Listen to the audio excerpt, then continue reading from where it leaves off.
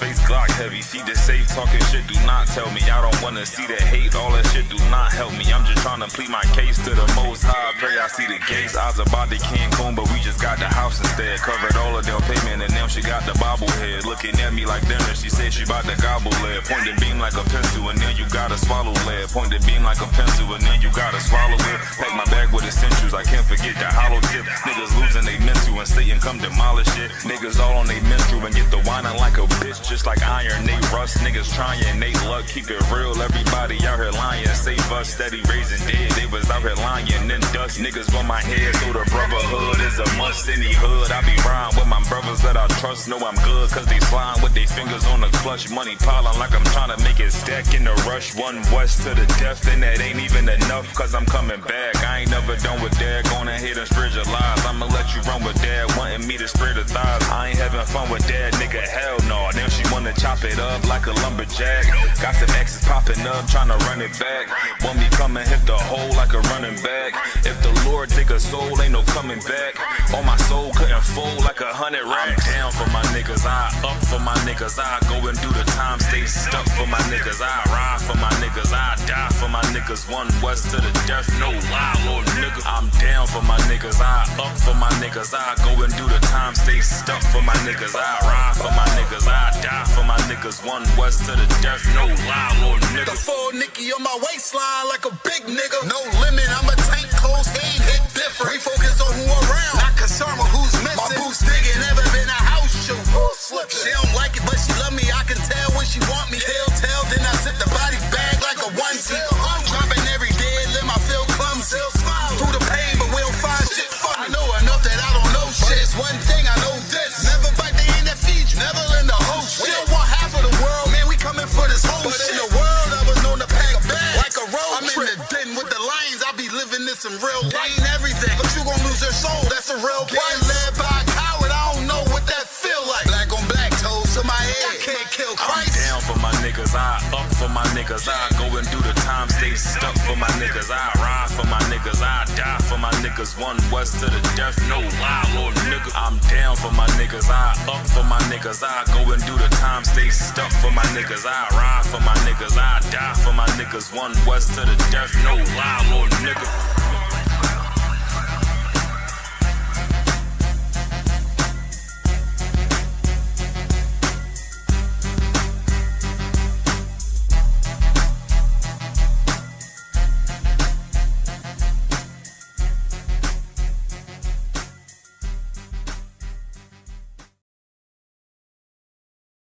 Just let me know once we up. We good? Let's start it out. Yeah, I'm drop a thumb. Yeah, Shema Taba, Shema Shai to all the brothers and sisters. Coming to you live, I.S.U.P.K, Washington, D.C. I.S.U.P.K, home of the truth, under command and John Yahanna. Somebody plant a bomb. Somebody plant a bomb in here. Who y'all that's in here? Who leave this bomb under this desk? Yo, call the sniffer dogs, brother. Because I don't know. Let me see what else is under here. Like you wasn't supposed to touch it, sir. I wasn't supposed to touch it. Sir. Listen, I'm trying to get us out of here as quick as possible. So I'm supposed to do. Oh my God, there's a package. We live now. What are you talking about? Pick up everything stranger. Go ahead. Yeah, listen, whatever it is. We in the season for the white van to pull up and the marksmen to come in and get down. They're gonna make a spectacle out of everything. You all know that that World Cup supposed to start tomorrow. Yeah. All the media houses saying World Cup starts June 12th. If you all look at it, they're saying June 12th. Anybody know pick up why? Mexico plays the first game tomorrow. And they don't want nobody watching Mexico game. America plays their game Friday. So all the media houses are saying June 12th, tune in, the World Cup starts. It's crazy, this is a crazy time. They're turning back all the Iran supporters, cancel all the visas. Go ahead, And I've seen somewhere that tomorrow's game is going to be the most watched. It's going to be the most watched ever. Oh, for the opening game for the World Cup. I could see it. I could definitely see it. I forget who they're playing. I think Senegal or somebody. Mexico playing somebody. It's supposed to be a big game. one of them Hamite teams, right? I think it's one of them Hamite teams. Yeah, from Chapter. So we in the season of it. Of course, Trump is getting ready with the 250. He bringing the 250 up. They bring in the UFC thing up. I heard a rumor that the LGBTQ community bought out a lot of the tickets for the UFC fights just to piss Trump off. Yeah. Wow. Yeah, I mean, they're moving and shaking. It's their Montauk. Come on. That sounds like some rich people stuff. Like I just to waste money just to piss somebody off. I ain't got it like that, sir. It's like I mean, shit. Listen, I wish I could have buy about 12 seats on Carmelo Anthony jury case. That's what I wish I could have bought. You buying seats to go piss off the white man. I wish I could have buy 12 seats for any nigga and Latino USA to go sit on that jury for Carmelo Anthony, because that jury there look like white mothers and an old school. I can't even call them Republican. You have to call them GOP. They're so old school white men. You get the point? You can't call them Republican. You have to call them the GOP. You get the point? Okay. It's bad out here for us, Hakim. It's absolutely rough, but this is the right place to be. We in the season of absolute chaos, and the prophecies are coming to pass. Yo, bear with me. I'm trying to get this thing up. We ain't got no more Frank oil. The oil is done. The little oil, the little vial of oil. We ain't got no more. Right. So, of course, if anybody have any questions, we're gonna try to rock it out tonight for sure. Yeah, this. You're supposed to be dropping that. Yo was baptized in the cold and that motherfucker. Let me see what we dealing with here. Yeah, that's what it is. Yo was being liberal. You call it being liberal with the damn thing. You know what I mean? So you give me that blue background or another one. Okay. You know what I mean? Give me another one a little bit more lively, a little bit more up with it. You know what I mean? Okay. Of course, I.S.U.P.K on the command journey. Yahanna hard working man Israel. Give him a hand, putting everything together for us to fully take over this zone, because it's coming out. It's coming. The chaos is already out in the streets. Prophecies is what's going on right now. Absolute biblical prophecies is what's going on right now. You dig? So let's rock with it. We're gonna get into some tonight. Okay. I have a question, sir. Mm-hmm. Yeah.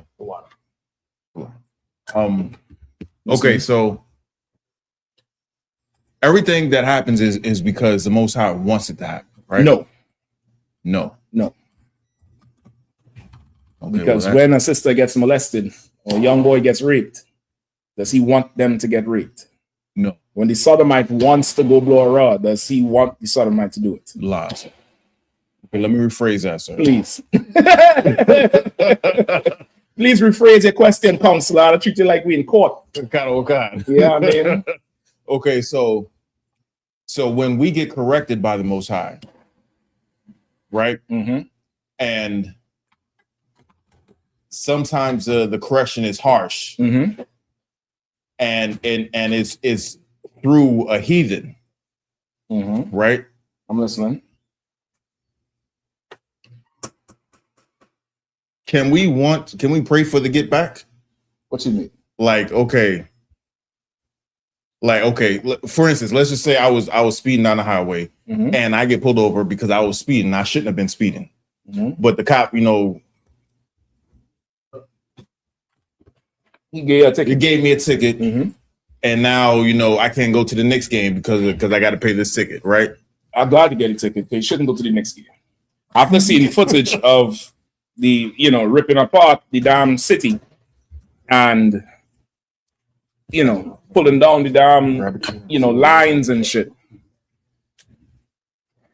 I definitely, I low-key want Knicks to lose out. Because I don't understand. You're winning the series, you're sweeping everybody, but you're beating up fans with the opposite team's t-shirt. Is it that serious? No, y'all ain't beating up Con Edison. Y'all ain't breaking up their stores. You all ain't doing nothing. Outer Stater is the one who shot the insurance man. Not that I'm saying you should shoot him, but if you get what I'm saying, you remember the head of the insurance company, the dude who went up and yeah, it was nobody from New York did that shit. Lie, sir. So that's what I'm saying. Like, okay, at some point now, you know, we really have to detach from sports, which is what Commander Yahanna was saying. Unfortunately, what the situation is, this way you want to probably pull that table forward and use this table to sit on. You know what I mean? And you could just sit with your back this way because you're going to block the walkway right there. All right. I will just adjust it as people come in. Right. So what, unfortunately, we cleave to sports because of oppression. You understand? Oppression makes us cleave to sports because teams become our national identity. Teams become our culture. Teams become our source of self-esteem. Teams become, you know, very life. Teams become inheritance. You understand what I'm saying? It becomes that thing. So it's like a catch-22. You're rooting for a team because that's where your whole identity coming from. Get the point? Daddy was a cowboy, and granddaddy was a cowboy. I'm gonna be a cowboy. You understand what I'm saying?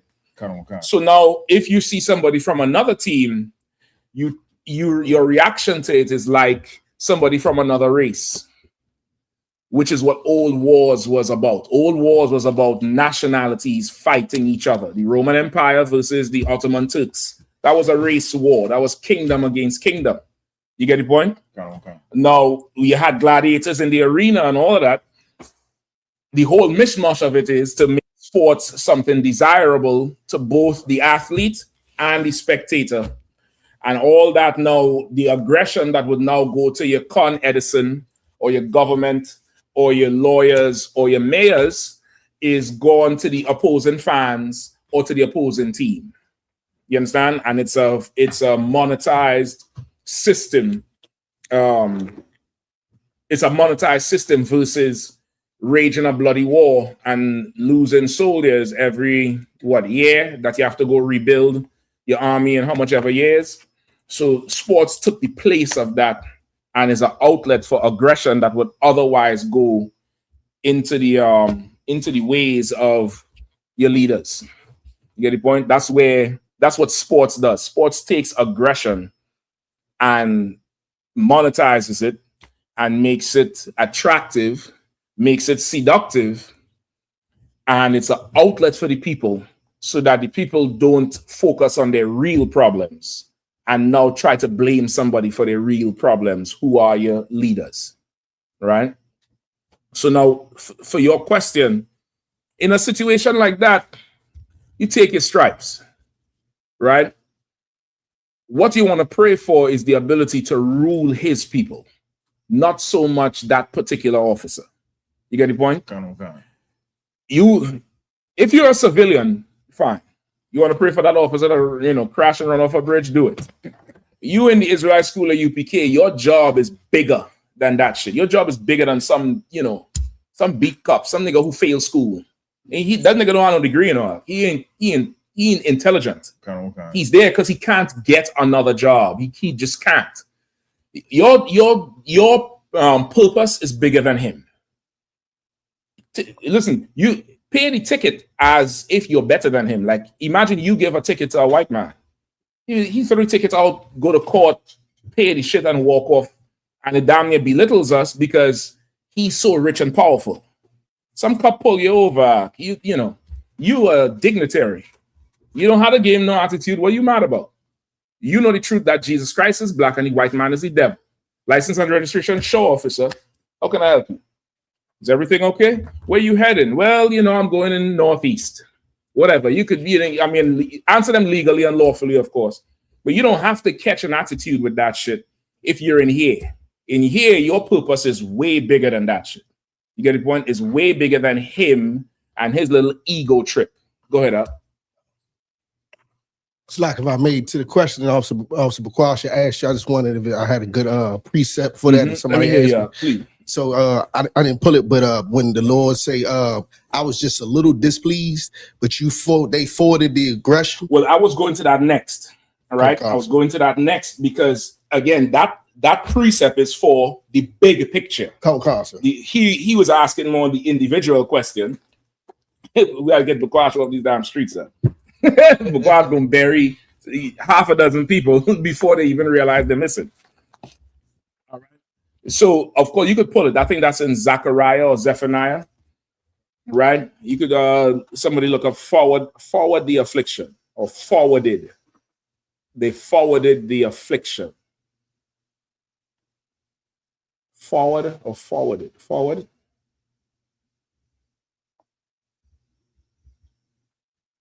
Zechariah 1:15. All right, somebody grab that for me, all right? So that's how you want to approach it.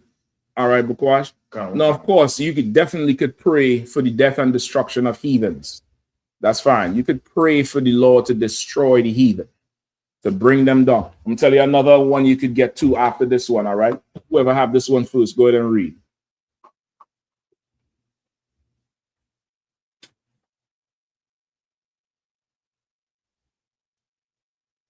Right, the next one I need Zephaniah 2. That one's there though. It's trying. No sweat. No sweat. No sweat. You good? It's the book of Zechariah, chapter 1, verse 15. Yeah. And I am very sore, displeased with the heathen. With who? The heathen. With who? The heathen. So this is it. Imagine the Lord is saying, I am sore displeased with the heathen. The one thing to be angry with the heathen, but the Lord saying, you think you angry with some cop who pull you over, or you think you angry with some, official who do you wrong, or with the oppressor for his judgments in the last 2 cases that affect our people.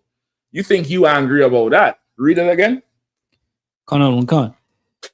And I am very sore displeased with the heathen. The Lord is sore displeased with the heathen. Before Carmelo Anthony, or what's the other brother, Cyrus Belton? Before Cyrus Belton, this was written in Zechariah thousands of years ago. The Lord said, I am sore displeased with the heathen. Go ahead. That are at ease. That are what? That are at ease. That are what? That are at ease. That are at ease. That are at ease. What does that mean? What does that mean? The heathen are at ease. Go ahead. They're comfortable, sir. They're comfortable. They're comfortable. Even the poor trailer park trash, they're comfortable. They're very comfortable compared to our life. You get the point? Compared to how we live, compared to our problems. They are comfortable. They don't have to worry about, imagine if the roles was turned. How would it be if a white man was on trial for, stabbing a black athlete somewhere? How would he be? Do we have to imagine it? We don't. We all saw Kyle Rittenhouse get away scot-free after murdering two people in Wisconsin, I think shooting and wounding 2 more. Right or wrong?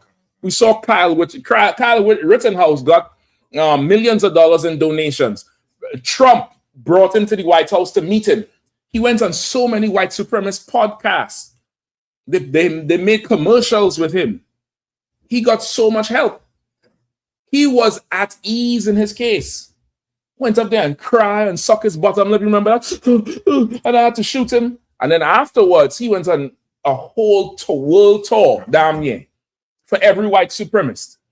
He was at ease in his case. He was at ease. The judge in his case, y'all could go look this up because his case was televised. The judge in his case, when the prosecutor tried to bring in certain evidence and make a certain case against him, the judge chastised the prosecutor. What's wrong with you? Don't bring that in my court. Check the prosecutor. So much so the judge might have been his defense attorney because Kyle Rittenhouse was at ease, absolutely at ease. No, Carmelo Anthony. You think he was at ease? He was home receiving death threats. I believe that's a relocate the brother at one point. That didn't happen to Rittenhouse. You get the point? That I don't remember that happening to Zimmerman. Zimmerman got police protection. The heathen are at ease. That chink, what's his name? Rick Chow.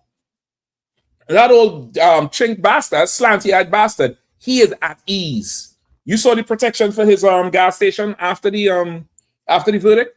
Oh, there's a picture, brother. You need to pull it up. Go to what's the brother?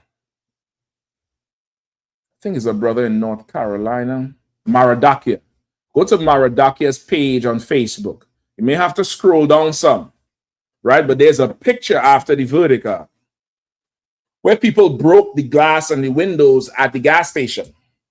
And they lined up, it got to be about 20, 25 state trooper SUVs around the gas station to protect it with the trunk up. You know, anybody who had experience with the police with them big SUVs, that trunk up means what? The long guns. That's what that means.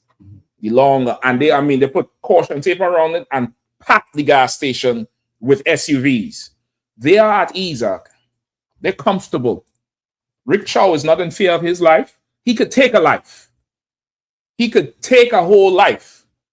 Captain Nathan, give him a hand. He was down there in South Carolina. I think he went and interviewed the brother's grandmother, spoke to Cyrus Belton's friends, and reviewed the tape. And brother, it's so good to have brothers on the ground in these cities, because I spoke to Captain Nathan yesterday about it, and he was telling me that brother took off so fast. There's no way Rick Chow is keeping up with him. There's no way. Anybody seen the tape? This brother was out. He left his shoes. He's gone. Nathan was saying the son is the one who caught up to him and shot him. The father took the case for the son. I didn't even think about that. Because how the hell he catching this? This is a young Judite. What the fuck he catching in? What the fuck we talking about? Where you catching? I seen the tape with a brother in handcuffs squeeze out the damn cop car and took off with his hands behind his back, and the cops couldn't catch him. This brother had two. You all know the famous tape in DC down there off Montana Avenue, where the brother rolled and he flipped over the fence. It's like 20 cops out there. He outrun them all and rolled out. He was in Saratoga. It fully makes sense what Nathan was saying. How the hell does old man catch him? He ain't catching him. No chin can't run no way. No damn way. They can't drive, they can't run, they can't see, they can't do nothing. You get the point? He's saying, he put it to me that it's probably more than likely the son that did it. I said, well, brother, you done open my eyes to something there, because I didn't even think about it. You know why I didn't think about it? I'm gonna tell you another thing we didn't think about. They said the young boy had a gun, right? And we as a people openly, publicly, majority of us accepted it. Where's the proof he had a gun? Whose word is it? Where's the video evidence he had one when he left the store? Think about everything they ever did to us. The midnight special. You know what that is? That's the snub-nosed 38 that cops used to carry around in New York to plant on brothers after they murdered them. But you know why we ain't question it as a people? I know there's people who thought about it. I'm sure there's people who's like, he ain't had no gun. They just killed him and said he did, because they found some Facebook picture with him posing with a gun as if that's a crime. But you know why we ain't think about it? Because we are not at ease. The heathens are. We ain't thinking about it because we under pressure. We can't even fully think about a situation because we have a heavy load to lift and we're under it every day. Every day we're under it. But the heathens, read it again. But from the beginning? The book of Zechariah, chapter 1, verse 15. Go ahead. And I am very sore displeased with the heathen that are at ease. The heathens are comfortable. They are at ease. They don't have a care or worry in the world. Where's the little small John? Okay. They don't have a care or a worry. They are absolutely at ease, brother. At ease. You get the point? They are absolutely at ease. They're comfortable. This is the white man's kingdom, but Chinese could come in here and murder black people. East Indians and Arabs could come in here and fully violate black people. And there's no public outcry because the heathens are at ease. Oh, you had to zoom in on that joker. Zoom in on that joker. Brother, that is insane protection, brother. You know what that got to mean? In that 25 square mile radius, there got to be no crime happening to be able to afford them troopers not on patrol, not on the highway, not nowhere. That's how many cars can you count there? That's in that picture alone, it's over 10. We ain't seen the other side, and I think some of them is double parked, right? That's a lot of state trooper cars. That's at least one per vehicle or two men per vehicle. So you done handicapped a whole section of your force to guard an empty building. The heathens are at ease. They are at ease. In our neighborhoods, at night, there's a light that continuously flashes. Anybody know what I'm talking about? Okay. Go ahead, break it down for me. You got it. Go ahead. There's they have like a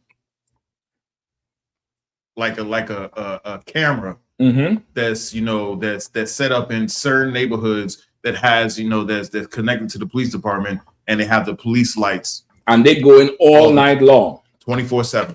Kind. Do you know those lights? That's psychological warfare. Even if you don't feel a sense of panic, you are subconsciously in a state of fight or flight, or you are subconsciously tense because those lights usually mean the police are coming for somebody. It's usually me. You get the point? There's a reason you'll never see those lights in Bethesda. You'll never see those lights in Northwest DC. You'll never see those lights off the Gold Coast off of 16th Street. You'll never see those lights down Georgetown. You'll never see that anywhere there. And if you had to guess who is funding all the crack and heroin and drugs and illegal activity in DC, the head lives over there. You get the point? The arms and the legs and the feet of the organization might be in our neighborhoods, but surely the head is from over there. Go ahead, Shapat. Sorry, sir. I'm about to say, only time you might need the mic. Just come across here. You can get it done in a second. Go ahead.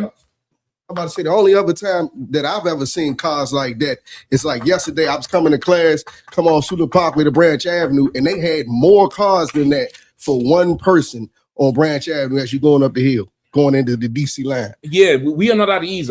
We are not at ease. And let me just give you all a fair warning. Between now and November, with that midterms act, just try not to do no silly shit around this, right? Especially over the next month and a half. Right, they treating this World Cup like every dignitary is in here and using it to flex and tighten the whole empire. You're gonna see a lot of crazy activity. That's the best way I could put it.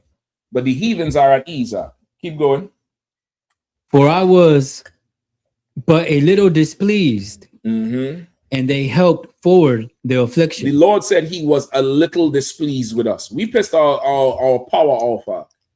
We pissed the Lord God, our Father, off. We angered Him.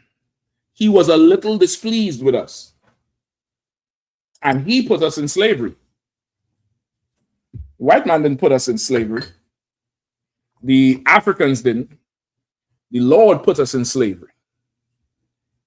And if we are to get out of slavery, we have to please the Lord to get out of slavery. We have to now turn to Him. We have to now obey Him. Now, I'm saying this in context. What do I mean by saying this in context? Does that now mean you do not charge the heathens for slavery? Does that mean you don't charge them anymore? Anybody? Shapat, pass me one of them paper towels there too, please. Does that mean you don't charge the heathens anymore? Come on, somebody, you're here today or not? What's going on? You're just looking at me. Oh, la, sir. We still charge. Break it down, huh? I mean, we still under oppression. They still afflicting us, So we can't just because the Lord is displeased with us. At the same time, it doesn't give Esau the right to keep abusing us like he's doing. Absolutely. Absolutely. Like, never forget, no matter what's going on, these heathens do not have the right to do to us what they do to us. They could say, not Carmelo, what's his brother name? Cyrus Belton. They could say he had, I don't care if he had a fucking nuclear bomb in his pocket. It doesn't mean you're shooting dead. It doesn't mean that. It doesn't mean he's running away from you. He's leaving you. He's leaving your establishment. And from the videotape, there is no footage of him taking anything. In fact, when he first went to the store, he went to get something to drink. The little slanty-eyed Korean bastard or Chinese bastard, whatever she is, came up behind him. He started putting stuff back into the fridge. You could see it clear on the video. He started putting stuff back and was trying to leave. He took nothing. The surveillance footage showed, because they have cameras all over the store. It showed it from every angle. He took nothing. He took nothing at all. This whole thing with a water bottle was a lie. So I would dare to imagine that the gun is a lie. If they're lying about the water bottle, he didn't steal anything. They saying he did, but he didn't steal anything. But the heathens are at ease. And the Lord was a little displeased with us. The Lord wanted to punish us a little bit. But the heathens, go ahead. Verse 16. Mm-hmm. Therefore, thus saith the Lord. Read the end of 15. Come. For I was but a little displeased, and they helped forward the affliction. The Lord was a little displeased with us. And the heathens, they forwarded our affliction. What does that mean, forwarded our affliction?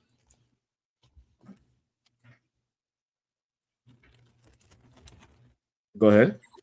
It means the Most High wanted us to get punished a certain type of way, but they went to the line and then went past the line and went overboard with the affliction. That's right. Like they were supposed to, like this slavery we are currently in. This slavery in the history of the whole earth, you will never find another enslaved people that lost their culture, their identity, their religion, their language. Everybody who was ever enslaved in the earth was allowed to keep whatever culture and language they had before, and they served in servitude and was let go afterwards. Even in the white man's prison today, when you leave prison, they give you back what? You go in there and sit down for some years. What you leave prison in the processing, what you get back? Raise your hand next time, though. I'll pass the mic to the brother if you don't mind, all right? Salakia, they give you back your property and items that you that they took from you. That they took from you. Specifically what? 1 second. Specifically what? It's something very important you have to get back. Your identification. Your identification. Imagine being released from prison. You done served a ton of time. There's some brothers, they serve time. They come out. There's brothers who come out never seen a cell phone. Last time they was outside, there was a rotary phone. There was a coin phone. You have to go to the damn pay phone with quarters. Brothers is coming out now, don't know what the hell a tablet is. Going live. What the fuck you talking about? Imagine you come out and you don't have your ID. They release you. You don't even have papers. You've been released. And you have to start there. Who are you? You just know you're a number from whatever they used to call you in there. But you don't have nothing. Your people dead and gone. The world unchanged. Imagine that. Now multiply that by about 500.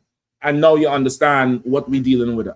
Like they took everything from us. Even the Hebrew. You all know this is where is it? I don't know if you all could see this, but at the bottom of the sheet, are they able to see this? Oh, concept. They can see it. Maybe I have to slide this side. All right. You all know this here is the ancient Hebrew, what the white man calls Amharic, but it's not Amharic at all. This is Iba. This is Hebrew, Ibaria, right? This is the name of Jesus Christ. This is Yahweh Shad. This is the ancient Hebrew. This is what they call the Paleo Hebrew. This is the original Hebrew language. The modern, what they have printed, the printed text, the modern Hebrew language, right? That looks like, looks like chicken scratch. They call that the Assyrian Hebrew. That's what you'll see the Jewish man write. We came up with that style of writing in the Assyrian captivity. You get the point? Why would we have to come up with that style of writing in the Assyrian captivity? Because we was allowed to keep our culture. We was allowed to keep. Listen, in Egypt, Moses asked Pharaoh for what? Come on. A few days to go worship. So now, what does that tell you about Egypt captivity? We were allowed to keep our culture. We were allowed to be segregated. We live separate from them. You get the point? Come on. This captivity, brother, is the worst. It's the worst. It's the most extreme. The white man is a bastard, and he is going to pay because he forwarded our affliction. He made it worse. When it was time for him to cut us loose and give us back our identity, give us a land.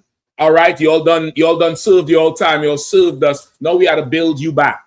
Now we had to do something about this. We had to build you back. We had to give you jobs or whatever else. This bastard keeps oppressing us, keeps finding some new law, some new way, some new appetite that he could devour us. So now understanding that, Bakwash, that couple gave you a ticket. What can you pray about him that's going to balance out the last 500 years of known history? Nothing. Pay the fucking ticket. Go to court, stand in front of the judge. He pulled me over. He was kind of rude, judge. He was a little bit rude. Some, or pay the ticket. Fuck him. But you gonna pray now for the gifts that you need to raise this nation up so you could sell his children on the auction block. You get the point? That's what you want. You want to sell his children. You want to sell his people. You want to, you want to have absolute power over his nation. That's what you want. You don't care about none of that shit. You don't care about, some cop pull you over, whatever. Your mission is bigger than that thing. Absolutely bigger. Let me get the other one. What's this I wanted? Zephaniah. Bear with me one. Zephaniah 2. What did I call for? Oh boy. Hold up. I'm going to tell you which one it is.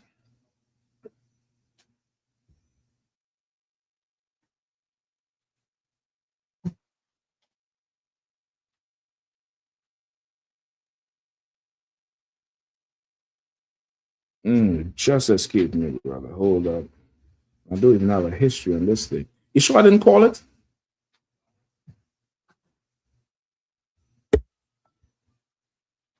The first one was Zechariah, right?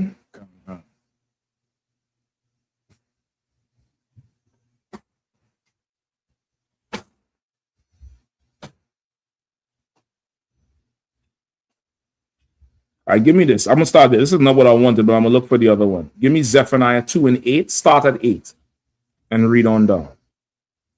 This is the book of Zephaniah, chapter 2, verse 8. I have heard the reproach of Moab and the revelings of the children of Ammon. Right? Moab is the biblical name for the Chinese. Ammon is the biblical name for the Japanese.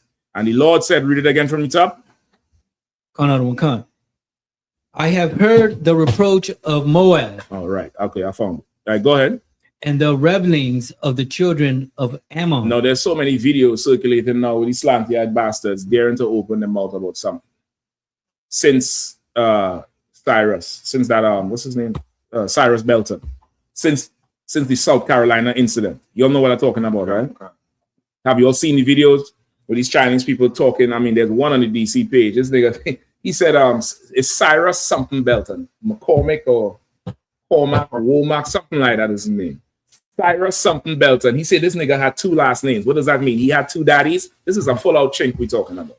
He was so disrespectful in the video. I mean, so disrespectful. I know the small hats is paying those chinks to come out and say what they say and to inflame something. Because never in the history of ever has a chink had courage to say shit. They'll do some grimy shit to you, like Latasha Harling, but they ain't never had no courage to come out and say nothing ever. Just 4 years ago, you was begging Ubers to pick you up because COVID was made in China. You was begging Uber to pick you up. Stop Asian hate. You remember that shit? Now you got the nerve to talk? Okay, no sweat. Let's see what the Lord says about Ammon and Moab. Go ahead. Read again. I have heard the reproach of Moab Uh-huh. and the revelings of the children of Ammon. The Lord hears what they say now. Go ahead. Whereby they have reproached my people. Whereby they have reproached my people. Like what's going on with them right now is not new. They did it before. Zephaniah recorded it.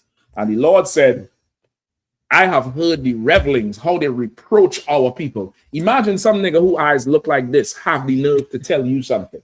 Right. Imagine a nigga who, somebody look up Mongoloid in the dictionary. Somebody look Mongoloid up in the dictionary. You all count it down. I expect one of them ticks to go red in a second. They're going to flag the whole live and just, fuck up the whole goddamn thing tonight. But somebody look up Mongoloid in the dictionary. I might need the old school Webster's Collegiate Dictionary, though. But if anybody has Mongoloid in the dictionary, just say, go ahead and read. Who has it? Mongoloid. M-O-N-G. Go ahead, Shapat. I know you're one DC spelling bee. Go ahead. G-A-L-I-O-E. G-A or G-O? It might be O. Like Kangol, Mongol. Salaki, sir. I got something. Go ahead, I got Mongoloid. Old-fashioned term for a person with Down syndrome. Mongoloid is an old-fashioned term. It's the original name for somebody with Down syndrome. Right? Somebody with Down's syndrome. They used to call them Mongoloid. Why do they call them Mongoloid? Arwadi, does it say it there? It got offensive, relating to the broad division of humankind, including the indigenous people of East Asia, Southeast. No, it's not saying. Yes, it's saying it right there. It's saying it right. No, don't look up an Asian person with Down syndrome. Just look up an Asian person. Right. I was going to try and do back to back. No, you don't have to. You don't have to, Ak. It's like, it's like you get the point. It's you just have to pull up any Asian. In fact, pull up the bastard. It's on the DC page. Let's go to the video on the DC page, and just pull up that bastard who was talking shit. Just freeze it on it. Yeah. Read that last part again, Arawadi, please. Relating to the broad division of humankind.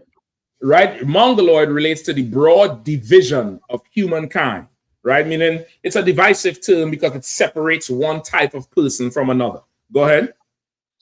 Including the indigenous people of East Asia, Southeast Asia, and the Arctic region of North America. Right, including the people of East Asia and Southeast Asia. I'm leaving out the Arctic region of North America because that's not the same people. But the people of Southeast Asia and Asia, otherwise known as, who can guess? Anybody? One of you. That's not the answer. You're right, but that's not the answer I want. No. Anybody? You're close. Otherwise known as the Mongolian Empire. They call them the Mongolian Empire. The oppressor saw people who are Down syndrome and called them Mongoloid. The Mongolian Empire are full of Down syndrome people. Right? They're full of, I'm gonna get flagged. I want to say the R word. They're retarded ass people. Right? They're retarded as shit. They'll get a string and tie a stick on one end and a stick on the other, and this is a weapon. That's a slow child, Doc. That's a slow child. You're hitting yourself in the face. Ha! Ha! Ha! Ha! A nigga punch you and knock you back into the Ming Dynasty. You think you big bad Bruce Wee. You're slow. You can't even say R. How we up and by. Oh, that's him. Look at him. You don't think he looks slow up? Look, his eyes is all downs. Play a little bit of him, man. Just play a little bit of the idiot. I'm coming to you. They got the song, right? Put you on a t-shirt. Yeah, they just put this motherfucker on a t-shirt. These two parents failed Cyrus. Cyrus Carmack Belton. This little nigga had 3 names, right? So his first name and 2 last names. Well, he got 2 dads. Is that what it is? He got 2 dads. Loves playing with guns, right? Loves guns. Yeah, you shouldn't be playing with guns, kiddo. The prosecution liked to talk about the water bottle, but it didn't like talking about the guns. This kid's 14 running around with a gun. His parents didn't give a shit about it during the trial. It was like, oh, he's, little 14-year-old kid walking around having a gun, that's normal, It's an Asian man's fault. Oh yeah, it's all his fault. Pull it That's back, why let him see that old Down syndrome bastard face. Yeah, look at him. He's Asian slow. man's fault. He's an idiot. Go ahead. Oh yeah, it's all his fault. That's why the kid's dead. No, the kid's dead because he had a gun on him. That's a fact. The kid's dead because he had a gun on him. That's a good one. So why is Kyle Rittenhouse not dead? He was 17 years old with an AR-15 rifle. An AR-15 rifle. I know we would get flagged for the gruesomeness of the case, but he shot this devil who was coming to hit him with a skateboard. One shot with that AR rifle, brother. The devil's arm damn near broke off from the elbow. He got shot. He jumped back and started walking, and from the elbow down is flapping. That AR round ain't no joker. That round spins. It's not like the AK that tumbles. This one spins, so it hits you and it rips everything up like a drill. Kyle Rittenhouse murdered 2 people in Wisconsin over this shit. How come he's not dead? Having a gun is not a death sentence. What the hell are we talking about? It's not a gun. It's not a death sentence. Hunter Biden, Joe Biden's son, was snorting crack fucking whores and bought an illegal gun. And he ain't dead. In fact, he got a presidential pardon. What are we talking about? But the Mongoloid is at ease in America. Go ahead, Shapat Salaki. Well, Salaki, if I may, sir. Now, I'm speaking on the Mongoloid thing, right? They study so hard and they be trying to act like they got the smartest people in the world, but they forced to study all day. They go to school longer, but to excel, they have to concentrate and start studying, focus. But if you ever seen them behind the wheel of a car, they can't make a split-second decision at all. No, they can't do it at all. You're right. It's called the model minority, right? I always say I'm gonna get that tape and repost it on the DC page so y'all can check it out. That model minority is something else. Any brother wanna grab something? Salaki, sir, if I could. Go ahead. I think a lot of these Asian idiots, I think they think that they Genghis Khan, Well, it comes from the Mongolian Empire. Right. You know what I mean?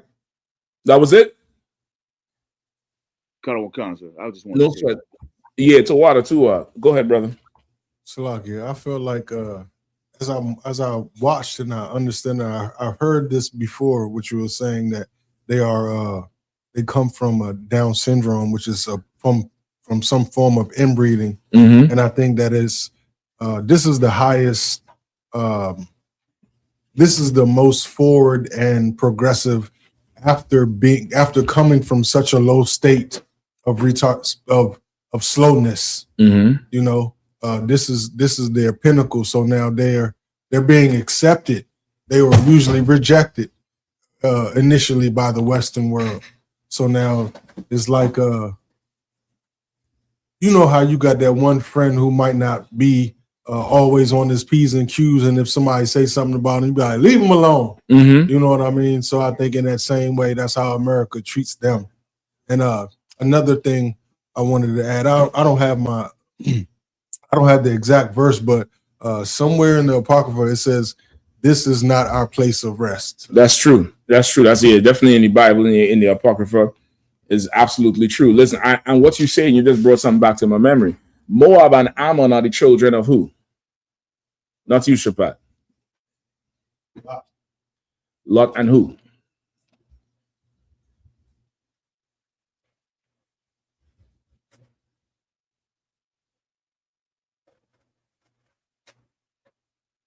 It escapes me, sir. You just said it. Lot and Lot, Ammon, Moab. Well, Moab and Ammon are the sons, are the 2 boys. Yeah. Who are their parents? Lot and his daughters. That's right. Yeah. Get the point? Now, Lot didn't go have sex with his daughters. His daughters had sex with him. His daughters took advantage of him when he was drunk. You get the point? Because they lost faith because the earth was destroyed. The earth was over. Go ahead, in their mind. Go ahead. And one, Salakia, as you said, he was drunk. One thing that is never highlighted is that these people do have a drinking habit. Like they have, like they're. It's not a characteristic of them. It's not broadcasted though. Mm-hmm. They have a physical. They have an abusive relationship with alcohol. They have an abusive relationship with everything, but it's not just alcohol. They have an abusive relationship with everything. They beat the hell out of their women. Their society was the ones who came up with what's this, 1.5 children or some shit like that. Their society and the East Indians would either abort the pregnancy or sell the daughter because they were having too many girls, right? Anybody knows anything about biology and what they call natural selection?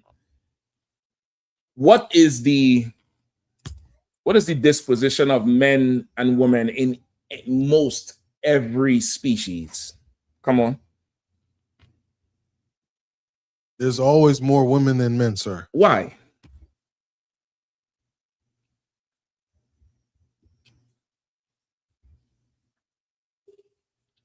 Men can breed multiple women. Women can't.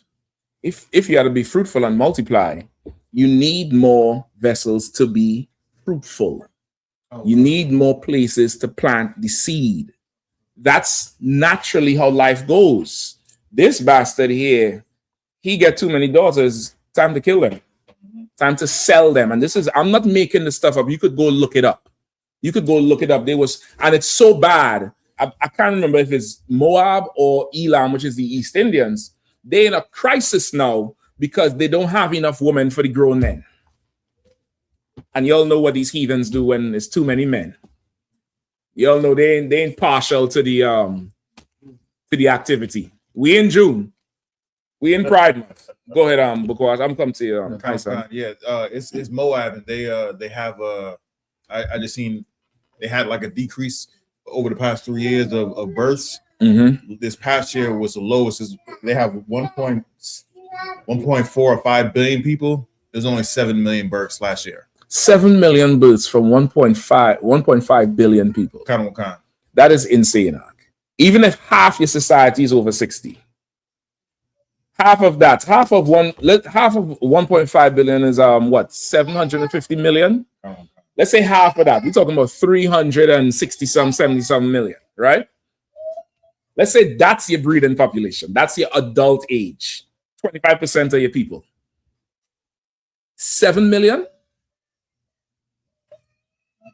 Slow. You're a slow people. You're not all the way there. You're a mongoloid. Get the point? That's what the Bible calls it.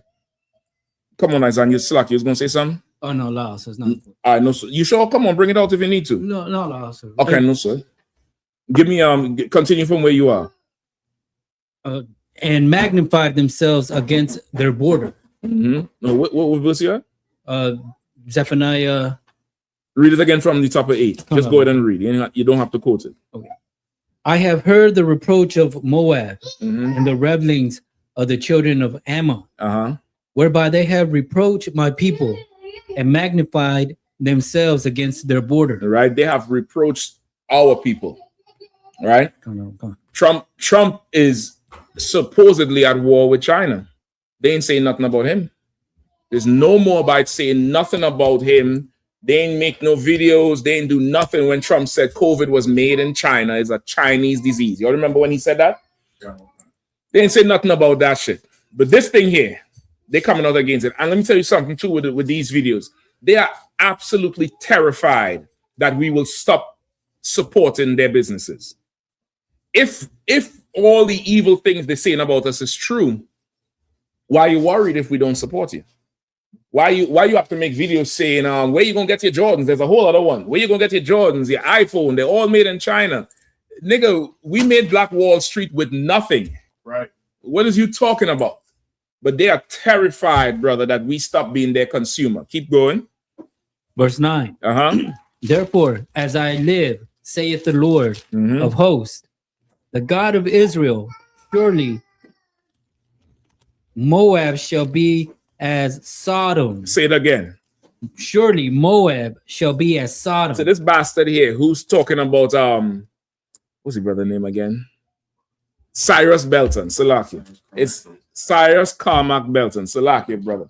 So this bastard who talking about Cyrus Carmack Belton, the Lord called you a faggot in the Bible. Read it one more time. Yes, go ahead with it. Do it again. The Lord called you a sodomite in the Bible. Yep, that's it. Read it again, brother.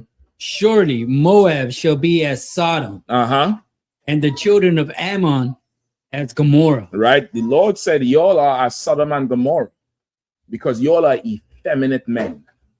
Absolutely effeminate. You're not strong. You're not masculine. You're not smart. You're not, you're nothing. And he's going to make you like Sodom and Gomorrah too, into ashes. He's going to destroy Moab and Ammon, which again, Bukwash, you're not to worry about a goddamn ticket. You ain't got to worry about nothing. Get the point? Keep going. Even the breeding of nettles, and salt pits, and a perpetual desolation. Right? That's what's going to be Moab's future and Ammon. The breeding of nettles. Nettles is like little weeds with pricks on them that grow in real dry, arid regions. Just things that grow in harsh conditions. Even the breeding of nettles and salt pits and perpetual desolation. That's the future of Moab and Ammon. You get the point? Ticket what? You want to write another one, officer? You know what I mean? I'll help you pay your salary. I'll help you fill your quota. What you need? What you want? You need some more of this money here? No problem. But your future belongs to me. You understand? Keep going.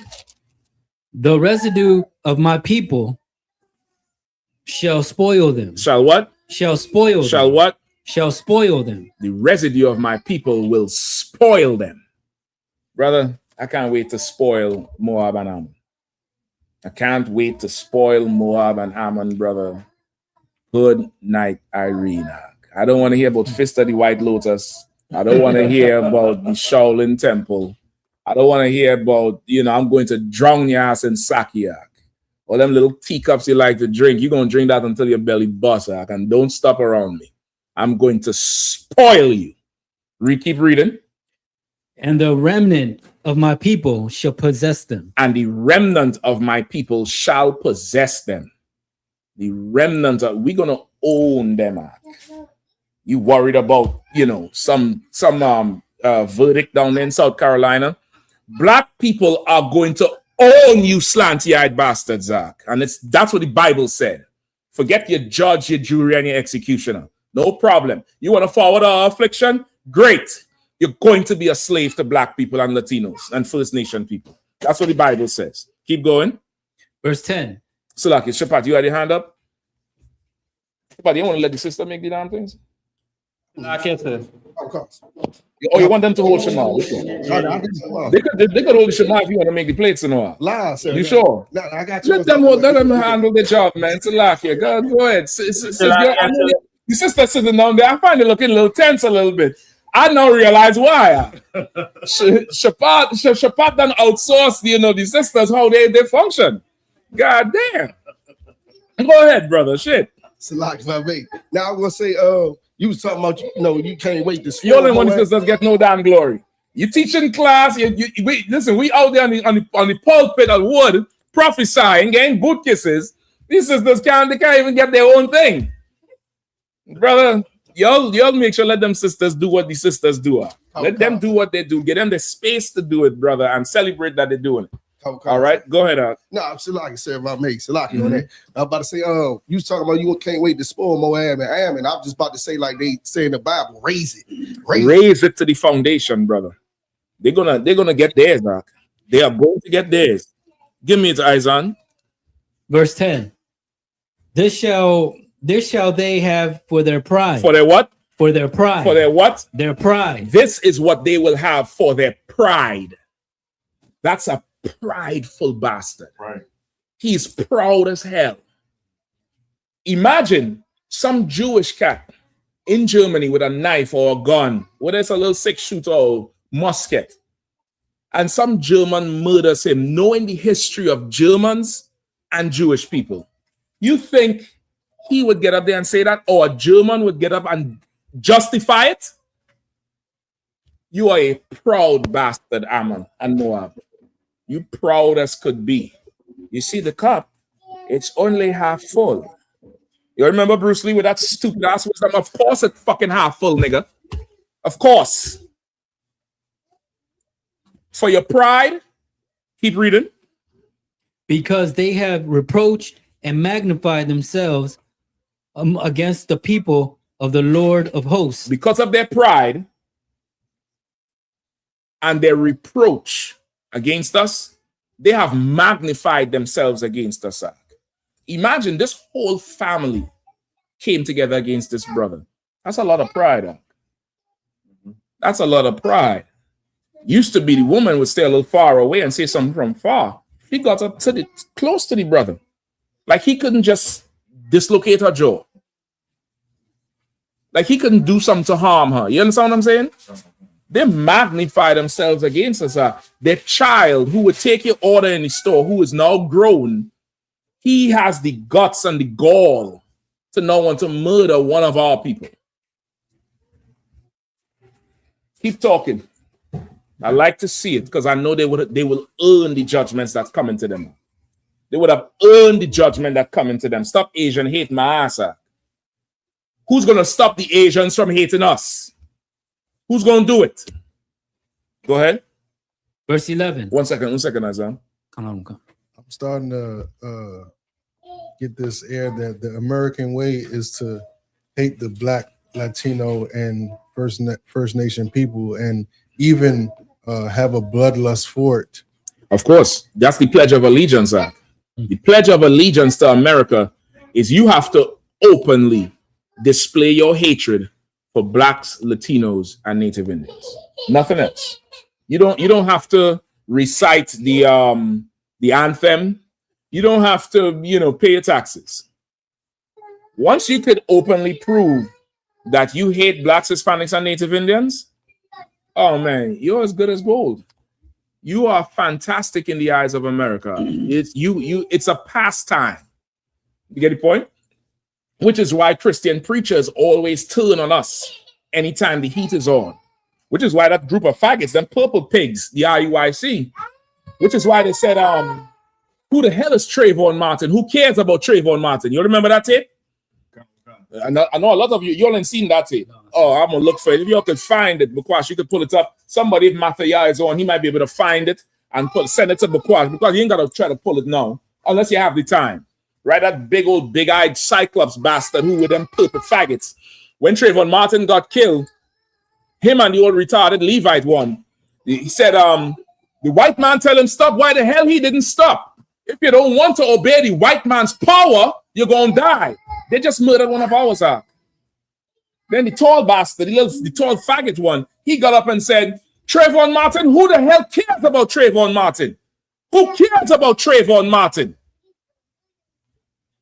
They have to openly show they hate Black people, and the white man would let them do everything. Once you do that, you're good as gold. You're great. For their pride, go ahead, verse 10. Verse 10. Verse 10, they have for their pride, because they have reproached and magnified themselves against the people of the Lord of hosts. Right. Verse 11. The Lord will be terrible unto them, for he will famish all the gods of the earth. Right. So this is the main one I want, right? Zephaniah 2 and 11. But of course, you could run it down from where we started. But that's the second one for you, Bukwash, all right? Zephaniah 2 and 11. Go ahead. This is an old school one. Boy, we learned this 7th and 8th. I think this is one of the precepts I've learned at camp. I will tell you about that long before these phones. We would have this little precept book. I still have mine here in the bag. Bukwash, if you'll get your hands on this, brother. Trust me, deadly. You get the point? In them is days you standing in camp, and you might hear the general pull something. You've never heard that precept before, brother. Remember, we didn't have that internet as free as it is now. A lot of these precepts you hearing for the first time on that podium. I remember it clear. I remember the turning to the side, pulling that precept out because I'm on Shema, getting that pen and writing this shit down. It was General Kutam pulled that precept, brother. I was like, this is cold right here.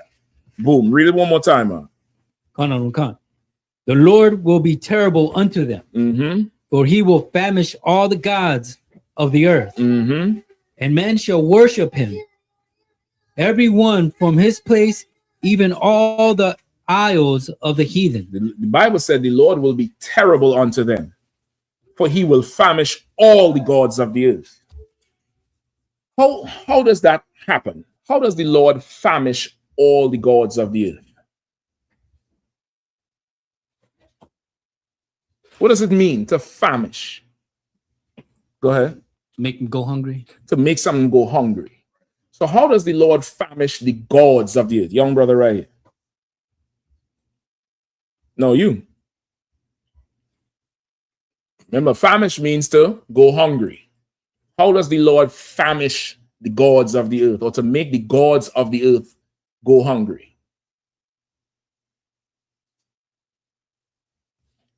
Take a shot. For their wants. Say again. Starving from their wants. Starve them from their wants. But no, these gods aren't alive. The Caesar Borgia on the cross, that's not alive. He can't eat. He don't want nothing. The Hindu gods, the elephant and the 8-hand bitch, 8-hand ugly ass broad, they ain't alive. Buddha surely ain't alive. You get the point? The rock in Mecca ain't alive. So how does he starve those gods of all their wants?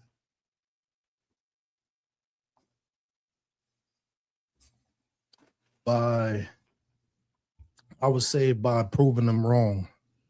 Proving them wrong. I'll take that. I'll take that. But this is starving. This is food we're talking about. So how does he starve them? 1 second. Yeah, sure. Hold on 1 second. I'm gonna come to you. You want to pass on it? No sweat. Good shot. Give him a hand. Good shot. All right. Go ahead, Shaw. So like I said, it's something I see like what is happening like with natural, like see when the natural disasters and things come around. And right. Like when it hit them hard, like then they realize hey the gods and them just can't help them. And you close on it, guy. You close on it. So now, okay. You right there. So now if the natural disasters come around and they realize the gods can't help them, you gotta tie it all the way. You right there, though. Go ahead, Bukwash. Yeah, Michael Love says it's like it's by unaliving their worshipers. You close. In fact, I probably had to give it in by starving their worshipers. The gods don't eat. So how you starve the gods? By starving the people. Starve the people, the gods gonna starve. Pull up for me the video in COVID in India. There's a few. Pull up the one with the. Oh Lord, you all know the Indians, they don't bury their dead. They don't bury their dead at all. Go ahead, Shaw. Yeah, Salakia, sir. Oh, so what? Go ahead. Yeah, I could not hold my peace now. Right? Guess what Yahanna. So what down there battling them East Indians now. Them East Indians think they're the Nazis in Trinidad right now. They arrest a brother, not in his school, but a brother in Trinidad made a post when he's going off on these East Indians. He's talking about how they're so oppressive and they're worshiping a dead God and we the children of the Most High. Nigga, damn near did a speaking. 2 days later, they sent police to his daughter, arrest him. No charge. You could in Trinidad, they could hold you for 48 hours without a charge. They could just hold you. And this is all stemming from a police execution that they're trying to cover up. So a lot of the protesters, they're just arresting you to try to slow down the protest act. I mean, so I was facing Krishna, Lakshmi, Vashti, Kali, everybody down there. He facing the Sanatan Dharma Mahasada. You get the point? Go ahead, so Yeah, and yes, so like I said, and even as I say, watching this slanted eye bastard here, right? Have a lot of them as well down here as well too. So it's like you naturally have let me say influx all the heathens and them, and thank the Lord for the I.S.U.P.K under Commanding General That's right. Yahanna. Again, you know, it's like this without, you know, the black men or righteous black men of the Lord making sure that remnant survive. It was a real test. And every time when you go back and you read the records, and especially as I see like scriptures like these, is like gold. Because now understand why the Lord must bring them to this position, because of what they are doing us currently. And in order to see, as we say, through that lens, a righteous black man must explain the same. Yes, yes. Yeah, you're absolutely right, because without it, you're going to be angry and frustrated and not know what to do, not know how to act, not really know the proper way to think or have a reaction towards them. You get the point? Somebody else was going to say something? Go ahead, brother. Salakia, sir. Go ahead. This is the Confederate. Hold on. Shapat, you know how happy he is with the food being served by the sisters? That nigga singing praises to the most high power for this food from the nurturing hands of these sisters. Your hand too hard for them plates, brother. You need to punch people in the face and say back up. You get it, boy. You hear how he's singing, Right. He over there singing praises, brother. Go ahead, Salakia. Salakia. These people are showing us that the Confederate, that they are Confederate against us, the same as Psalm 83 describes, sir. Absolutely, 100%. 100%. That was it. Go ahead, Arawadia, please. Those East Indians, they was throwing their gods in the river. That's the video I want. And they was burning their COVID victims on the beach. Yep. That's the video I want. If anybody could find it. Right? If not, we're gonna move on. You know what I mean? Was you able to find it, Bakwash? If not, I'm gonna just describe it, right? If somebody could find it and send it to Bakwash, let me know. There's a couple of them. There's one where they have this giant statue of Krishna, big blue statue. During COVID, they pray to the statue. And you know, the East Indians, their culture, they bring food to the heathen god. Bakwash, you might want to control this thing here. They bring food to the heathen god. Right? If you ever live close to East Indians, if they have a house, in some corner of the house, you'll see these bamboo poles going up in the sky, going up in the air, and they have flags on them with a little god. If you're able to go close to that yard or that house or that front area, to the bottom of where them poles are, there's a little hut or a little house they make, and in there's a little figurine of the East Indian gods. And every morning they bring milk. They bring bananas, they bring food to feed the god. The god don't fucking eat that. But there's fruit flies with rotten fruit there because they just bring food to these damn gods. During COVID, they was praying to Krishna, brother, bringing food, bringing sacrifice, and more people got COVID. You know what these East Indians did? They pulled Krishna down, broke him. They pushed all the statues down. They said, God damn, who's answering these prayers? The God of Abraham and Isaac and Jacob, the nigger God, was answering our prayers. He wasn't answering yours. I run a podcast, so right? He wasn't answering yours. Just like play and do the whole skip thing. Let's go ahead and see it. Come on. Let's see the structure. A video that appears to be a news bulletin by a channel called Shia Waves is being shared on social media platforms with the claim that a large number of Indian Hindus have thrown away idols of gods on the streets. Hold on, they put back. I want to throw away their gods. Platforms with the claim that a large number of Indian. You could kill the closed caption on it. You could find it just here, hit it right there under the CC. No, the CC right there. Yeah. Just read that last part again, with the famous their gods. The Lord will be terrible unto them. For he will famish all the gods of the earth. That's it right there. That's prophecy. It's Bible prophecy. They got a bulldozer. Now that somebody paid for that. Somebody paid some idiot to sit and sculpt that thing and paint it with a little bubble head. Little Krishna. Beta, come put the eye on Krishna. only to get a bulldozer and push Krishna into the water. You idiot. You dummy. Keep going. I'm going to play the video. Play some more of the video. Hindus have thrown away idols of gods on the streets as they have not protected the people from the COVID-19 pandemic. The video comprises 2 clips of people disposing of the idols of Hindu gods. Let us examine each video clip separately. Reverse image search of screenshots from the first clip led us You pulled it back? Or that was the video? No, that was the video. It's still going. Okay, go ahead. to a video with similar visuals in a reply to a tweet by IAS officer Vijay Nehra on 11th August 2019.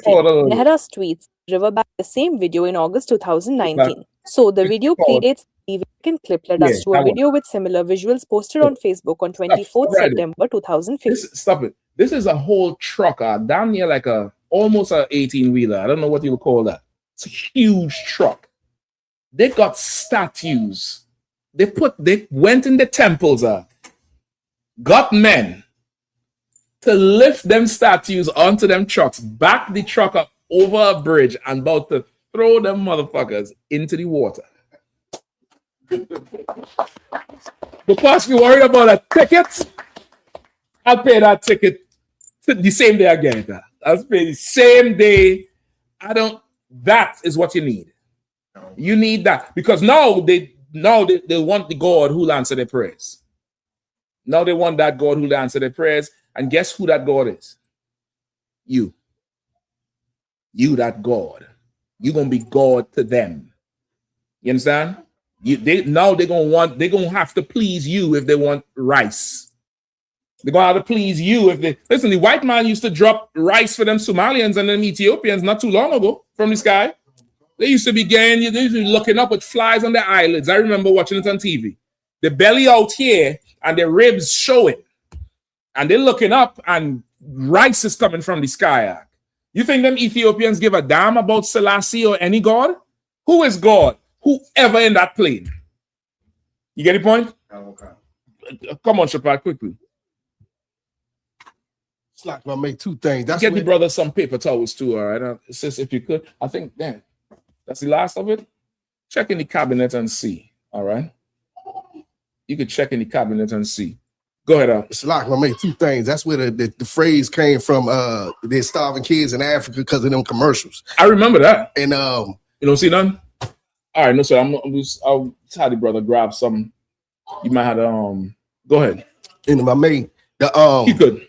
Around that time, there was a lot of these videos out, and they had this one lady in the department store, and they had a bunch of little god dolls in the department store. You know what I'm saying? And she was taking them and smashing them on the floor, and they was attacking her. They was like, no. Yep. She was smashing all the gods. Brother, they was burning so much bodies in the cremation centers.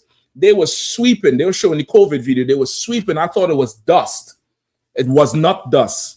Because as they're sweeping, the camera zoomed in and I saw a vertebrae.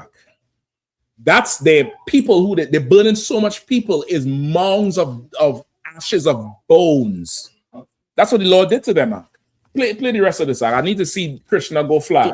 The accompanying description refers to the short man fly. Remember the little retarded boy? Let me see the statue fly. The video as showing devotees immersing idols of Lord Ganapati from the bridge on River Krishna on NH44 in Mehboob district of Telangana. We searched for this location on Google Maps and found that the visuals of the bridge in the video matched the Rangapur Krishna Pushkar Ghat bridge at Bichupalli village in Mehboob district. Not find such a headline on the Shia Waves website, but the images in this article. They didn't even want to show that but that's them in the damn river. Brother, the whole video, you could look this up on your own time.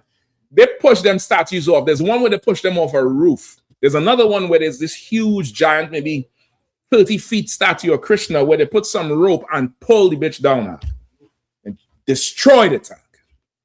The Lord said, I'll famish the God of the heathens. How does he do it? By hurting their people. Hurting their people. And you brothers in Trinidad, you brothers in Central and South America, pray that the Lord hurts these heathens so they could take their foot off our necks.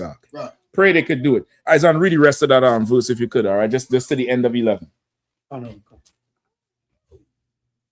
And men shall worship him, everyone from his place, even all the isles of the heathen. Right, and men shall worship the Most High. Men shall worship the Most High because they don't turn their back on Buddha, on Krishna, on Kali, on the rock in Mecca, on Allah, on whichever God you're serving, you're going to bow down to the nigger God. You're going to, there's no other way for you.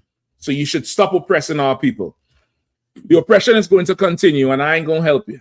I want you to earn the judgment that's coming to you. These heathens, when they get this judgment arc, we as a people, we like to feel sorry for heathens. We like to always stop it. You all see all the boot kisses.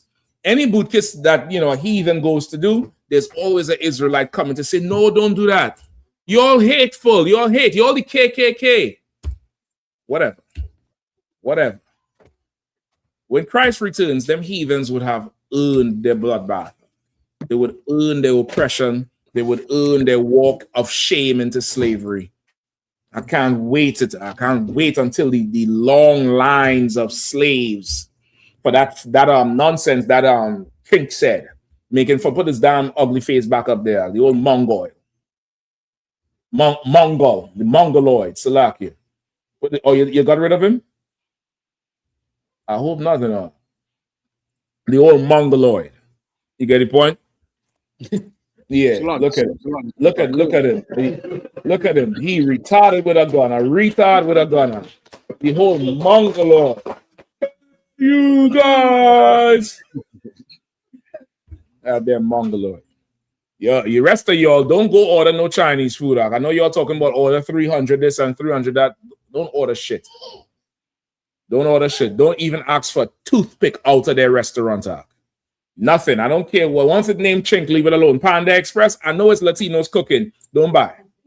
Don't buy it. Go wait till we open up the shop. I'll tell you y'all need to recognize opportunity. The tribe of Judah is good at opportunity.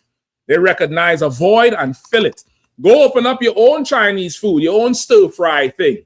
I like my broccoli and rice and beef and broccoli. I like the little bok choy soup or bok choy soup or all of that.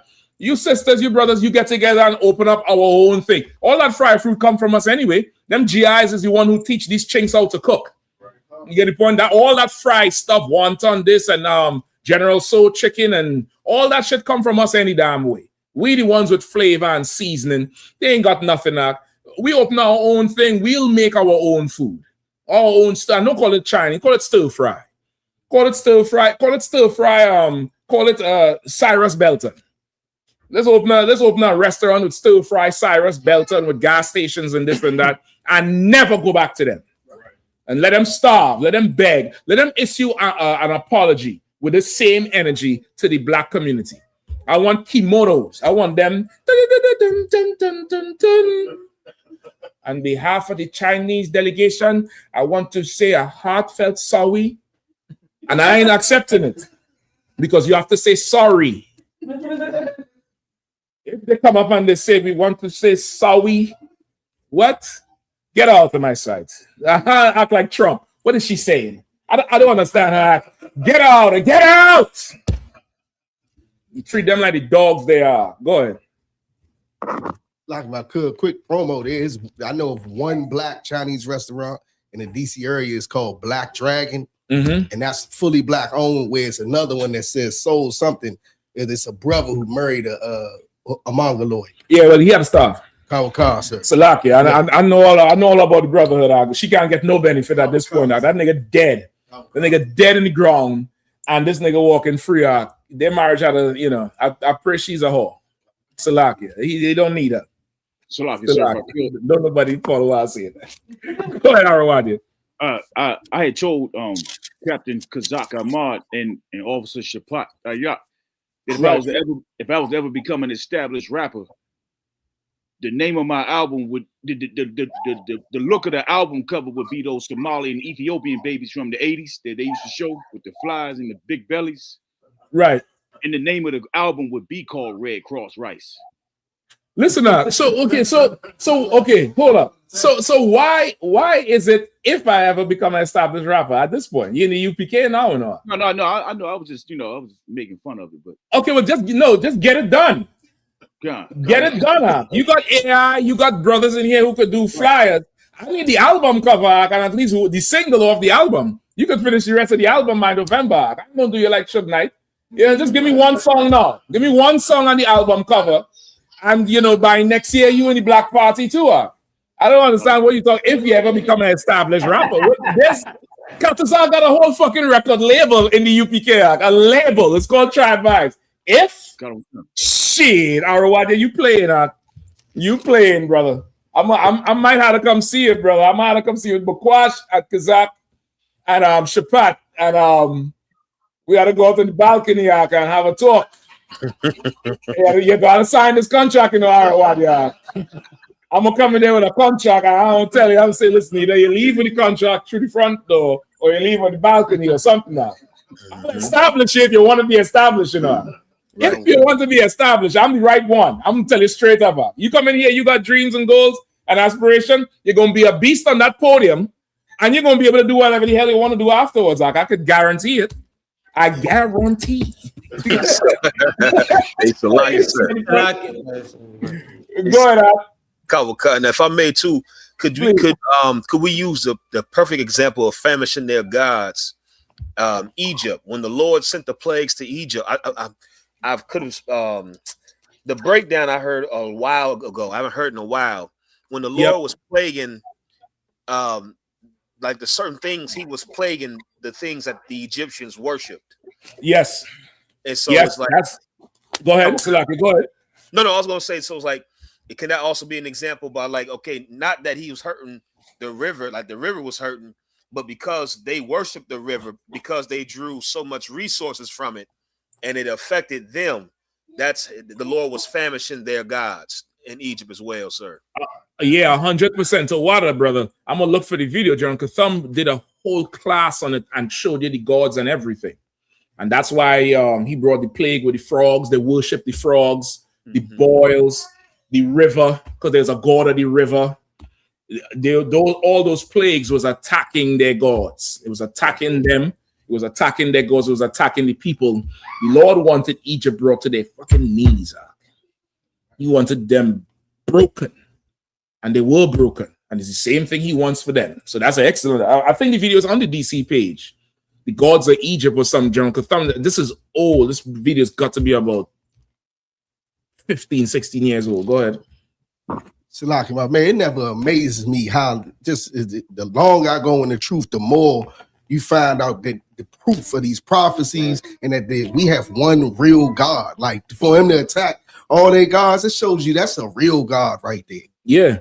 Listen now, if you have children, brother, and your children love something or someone more than you, any father in here knows you attack whatever the fuck that is. You just go off on that shit because this thing is taking the love that belongs to you. The Lord said, I'm a jealous God. You bowing to Buddha? Okay. No sweat. Here's COVID. That's your king? No sweat. No sweat. You want to travel to Hajj and go all over the damn place? No problem. No problem. What do you think all this uprising of white supremacy is about? You love the white man more than you love God. So now he's raising up this oppressor against us, something horrible, so you could dislike him and love the Most High power. He wants that. You also in South Carolina, this devil pretended to be a cop and put this young girl, I think she was like 15, she just graduated high school, put her in handcuffs, had her in the back of his car. The girl got nervous and jumped out the car when he parked he went to his trunk. He parked in some abandoned field. This video this shit out. You could pull it up. She went to some abandoned field. She crawled forward with her hands behind her back, went to the front seat, opened the door that was left open, and started running down the damn highway. One brother saw her running with the devil in the Cadillac coming in the back. He stopped. The devil tried to say, yeah, he's a cop. The brother is like, okay, let me call 911. The devil left. Come to find out he was not a cop, and he was arrested, I think, a day or two later or something like that. Yeah, of course, they're going to let him go. But if you ever wonder what happened to all these missing children and missing girls in the South, that's it.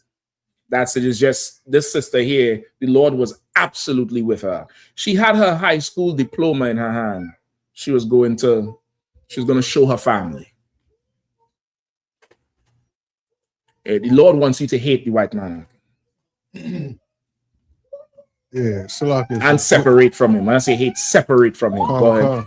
It's so heavy what you're saying because it's coming out like it's a hot issue, you know what I mean, of a newspaper.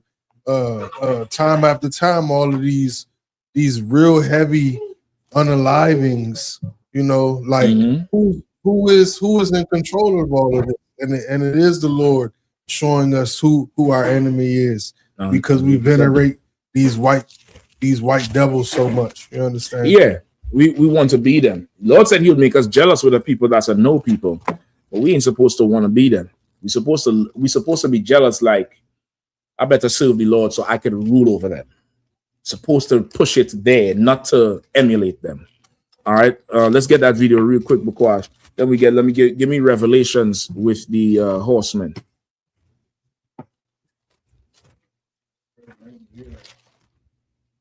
All right, you found the video? I'm most incorrect. News, is that to watch? Yeah, that's fine. Is it NBC? No, looks like local. Yeah, that's fine. This is in South Carolina. South Carolina. Captain Nathan said, brother, you in against South Carolina. An attempted kidnapping. You say you in absolute hell down there. You under the heel in South Carolina. Yeah, that's the one. Being caught on camera in South Carolina, a handcuffed woman running for her life down the road to get away from a guy she said was posing as a police officer. Yes, a key to the woman's escape, a truck driver who saw her being chased by a car. Channel 9's Evan Donovan is in studio with what led to the dramatic rescue. Evan? This happened in Aiken County, South Carolina, right on the state line with Georgia. And the way this woman escaped from the man in this car is truly like something out of a movie. She said, please help me. He's trying to kidnap me. Dramatic video this evening. A handcuffed woman appears to run for her life down a South Carolina highway to escape an alleged kidnapping. I noticed someone ran across the road and a car was following them. And I'm wondering, maybe that's a couple that got into it. Trucker Anthony Moore says he was driving down this road in Aiken County near Augusta when he spotted the woman being chased by a swerving Cadillac. She would run to one side of the road, the car would go over there. She would run out to the other side of the road, the car would go over there. Desperate, she ran to Moore's big rig, begging for help. She said, he has my phone and my diploma. I said, your diploma? She said, yes, sir. She said, I just graduated yesterday. Moore says the young woman had been walking to her mother's home when the man approached her, claiming to be law enforcement, showing a fake badge and forcing her into his car in handcuffs. When he drove her to an isolated road and headed toward the trunk of his car, she saw her chance to escape. Despite being handcuffed behind her back, she told Moore she managed to wiggle herself across the back seat and out the driver's door. She ran. Then the man eventually got back in his car and pulled up to Moore's truck, claiming to be police. I thought it was strange that he's in a teal green Cadillac with a busted out window with plastic on the back of it. When a second driver stopped and called 911, the man sped away. Police later identified him as 39-year-old Jonathan Willard and arrested him the next day. Police say this is the guy they arrested, 39-year-old Jonathan Willard. I just checked 30 minutes ago. He was still in a South Carolina jail on no bond, charged with kidnapping and impersonating law enforcement. Erica? Imagine. Now, you tell me, did Cyrus Belton get any kind of fair trial? Did the other brother, Carmelo Anthony? It's like that going on. We have children missing all the time, especially in the South. That's where they're going. They say this is in South Carolina, close to the Georgia line. Georgia is another hellhole. Right. So, you know, these is predators, brother. Just like, you know, it's no change. Just like, you know, in the 50s, the 60s, in the 20s, in the 1800s, yes, a black woman walking by herself is open prey for a white man to just violate her. I keep forgetting the damn book, The 100 Years of Lynchings. I think it's in that book. Y'all could get that book. It's also in. Do I have it? I think it's in this book here too. Tell All the Children Our Story. This is a very good book. Memories and mementos of being young and black in America. This is in the same vein of 100 Years of Lynchings and the other one, without sanctuary. In this book, I'm probably have to pass it to Shapat. Shapat, see if you could find it in here.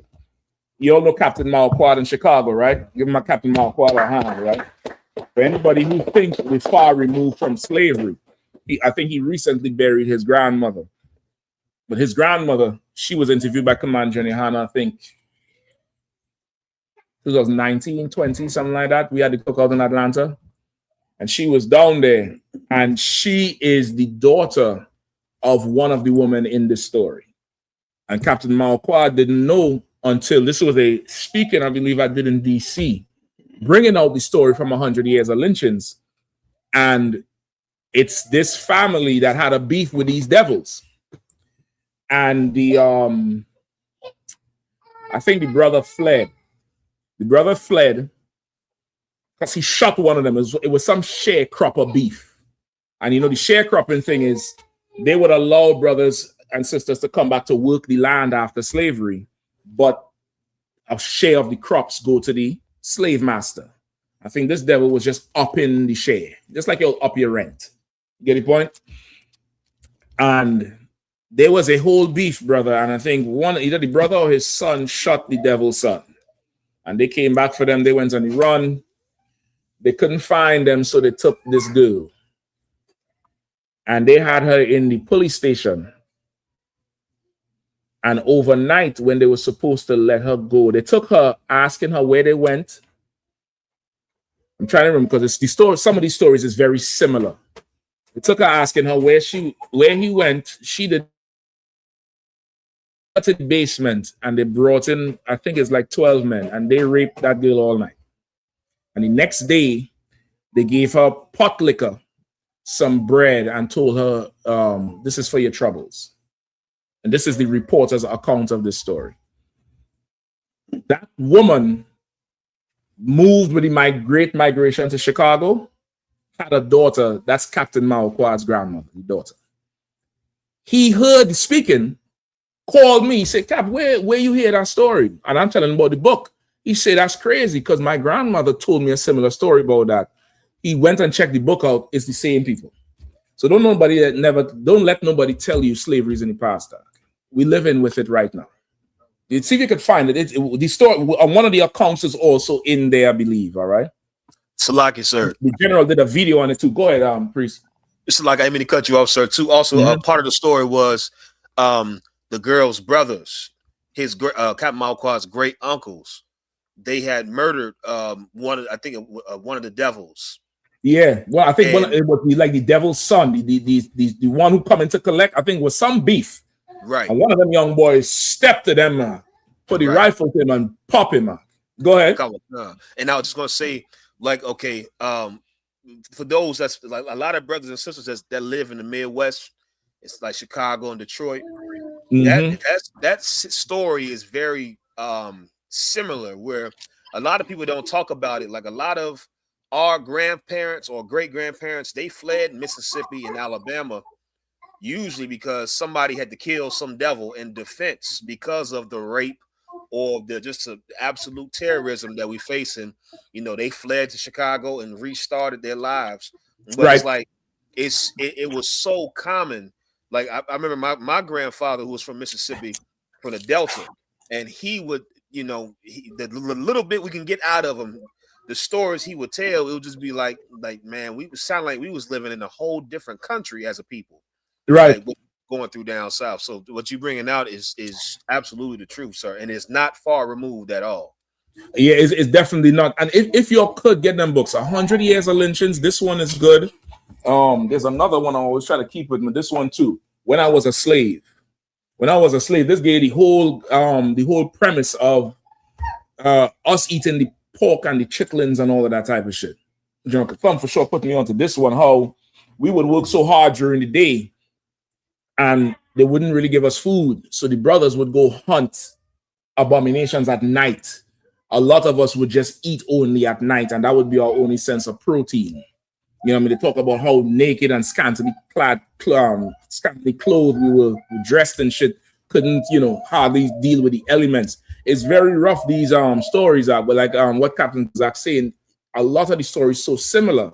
Sometimes I'm giving an account of one, and I'm telling like 3 stories in one arc. 3 because they're so similar, because it's the same gameplay, it's the same play over and over. Go ahead.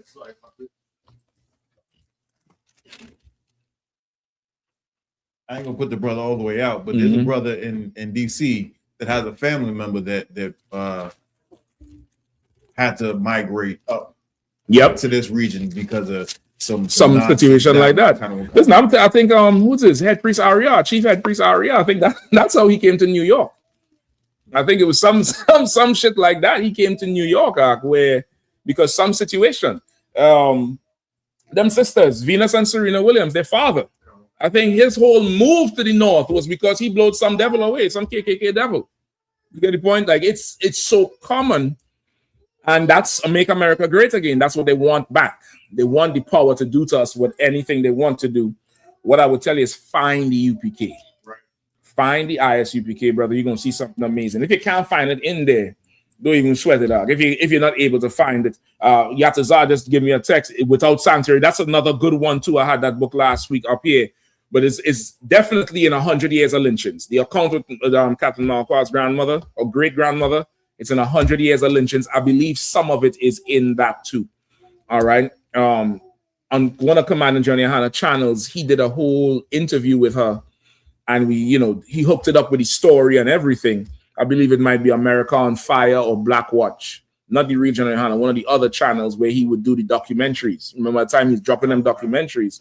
He had the whole history on the shit. The shit is heartbreaking. When my uncle had said it, I was like, damn. You think you're reading history? You're reading your brother's family story. I mean, when the general did the interview with the grandmother, bro, it's like she was in the truth. She felt right at home. My uncle had said he learned his penchant hatred for the oppressor from her because of the stories and how she would keep them straight. And that's what we need. And that's why they try to separate our generations. So the older don't pass it down to the younger. Not in the UPK, brother. We want chain up in here. We want chain from the top to the lowest. We want chain from the eldest to the youngest. Get the point? Any questions? Let me know. Shepard, let me know if you find anything. All right. But I believe one of the accounts is in there. All right, go ahead. There was a few questions. Sluggers. I'm gonna try to get to them. Give me about 20 minutes with them. All right. Go ahead. Kind. Black, yeah. Here we go. If there's any questions in the room too, let me know. I have a question. Go ahead.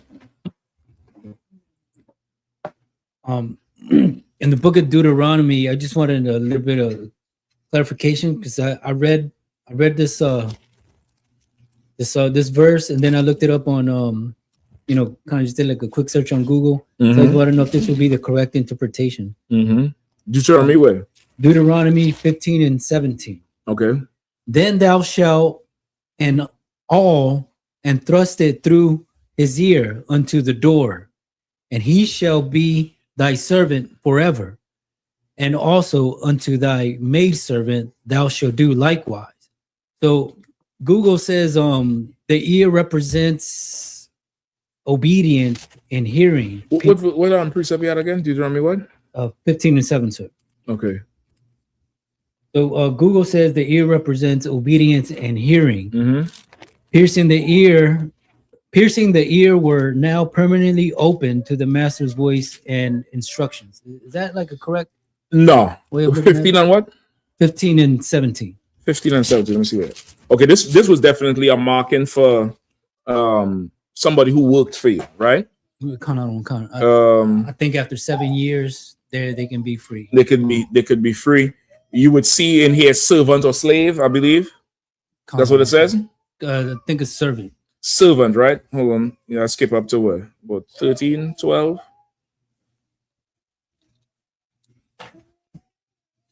Right, start at 12.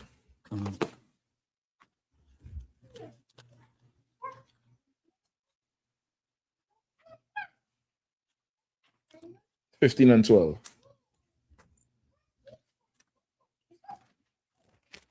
Right. Any more questions? I got it. Let me know when you're ready, Isaac. You ready? I have it. Go ahead. The book of Deuteronomy, chapter 15, verse 12. And if thy brother an Hebrew man or a Hebrew woman. Right. So of course that's who your brother is. That's a precept for who your brother is. A Hebrew man or a Hebrew woman. Your brother is not, the heathens. It's not the oppressor. It's not anything. This is one of many precepts of who your brother is. Who your neighbor is also is a Hebrew, right? Go ahead. Be sold unto thee and serve thee 6 years. Then in the 7th year, thou shalt let him go free from thee. Right. So of course, you could, a brother or sister could be sold unto you. Now you might see this and say, well, damn, we had slaves. No, nigga. It's not in that context. What does it mean, sold unto you? It's definitely a transaction happening, but what does it mean? He was hired. He was hired. Okay, hired is definitely not this one. Hired is different. Go ahead, sis. I was gonna say, did a service or did something for you. That would be hired. Like you pay somebody to do something like build your ship. This one is different. Go ahead, Arwadi. It's just saying somebody's paying back a debt. That's what you want. Somebody who owes you a debt, right? Israel didn't have prisons like how America does. Like you'll never read precepts about a prison. A man could be put in stock, in bond, which is usually under a judge's house, or like the judge would have like a 2-story house or something. The lower part, he's there. He had to report back there at night, and then at the end of the day, he could go work off his debt. So you may have stole a goat, stole a cow, which is large bit of money. If you're into farming, it's a good bit of money. It's a few $1,000s. Depends on the cow. You may have broken something, harmed something. You need to help him out. Check with the brother there, Shapat. Check with the young brother, all right? Or Bukwash, either one. He may have stole something. He may have harmed something. He may have to work off the debt to repay it. It's the I think she got him out. You may have to work off the debt to repay whatever you owe. And to working off that debt is going to take some time. And you may be indebted to this person for a certain amount of time. They still have to work something off. Now they work for you. You might be indebted to somebody else. I'm giving you a scenario. You could sell that debt to this person. They're buying that debt off for you to cancel off your debt. You get the point? So now you bought this from somebody, or you got this from somebody, but this brother owes, he had to work it off. So we don't have prisons where a man just rotting in a cell, ruminating with, criminal elements, and there's no reformation. There's no way he could be back into society. You could come back into society. You never leave the society unless you break the laws where you get exiled. You get the point? So that would be this situation here. That's how a brother or sister would have a servant who is a Hebrew. You get the point? You owe a debt or something. It's different from when you have somebody who is working for you. Somebody who is working for you is different. Or if you sign a contract, which usually comes from owing a debt. That's where it usually would come from. Other than that, it's a trade, service for goods, service for money. You understand? So this is the situation here. So now skip down to the punishment. This is a punishment, I believe. Give me 15. And thou shalt remember that thou wast a bondman in the land of Egypt, and the Lord thy God redeemed thee. Therefore, I command thee this thing today. Right? You got to remember, as you're dealing with your people, you yourself was a slave or a servant in Egypt. You get the point? We served in Egypt. We out of Egypt now, but the Lord came and redeemed us. So you can't just hold these people indefinitely, which is why the Lord said the heathen forwarded our affliction. They were supposed to let us go. We're supposed to be let go with a certain amount of bread and land and to be left alone to build up. That's what's supposed to happen after this slavery. But this oppressor, like the Bible says, is drunk with the blood of the saints. We were such good servants to him, Mark. You know what? I ain't letting you all go. I ain't letting you. Everybody loved that movie, Shawshank Redemption. You all feel sorry for that white accountant, eh?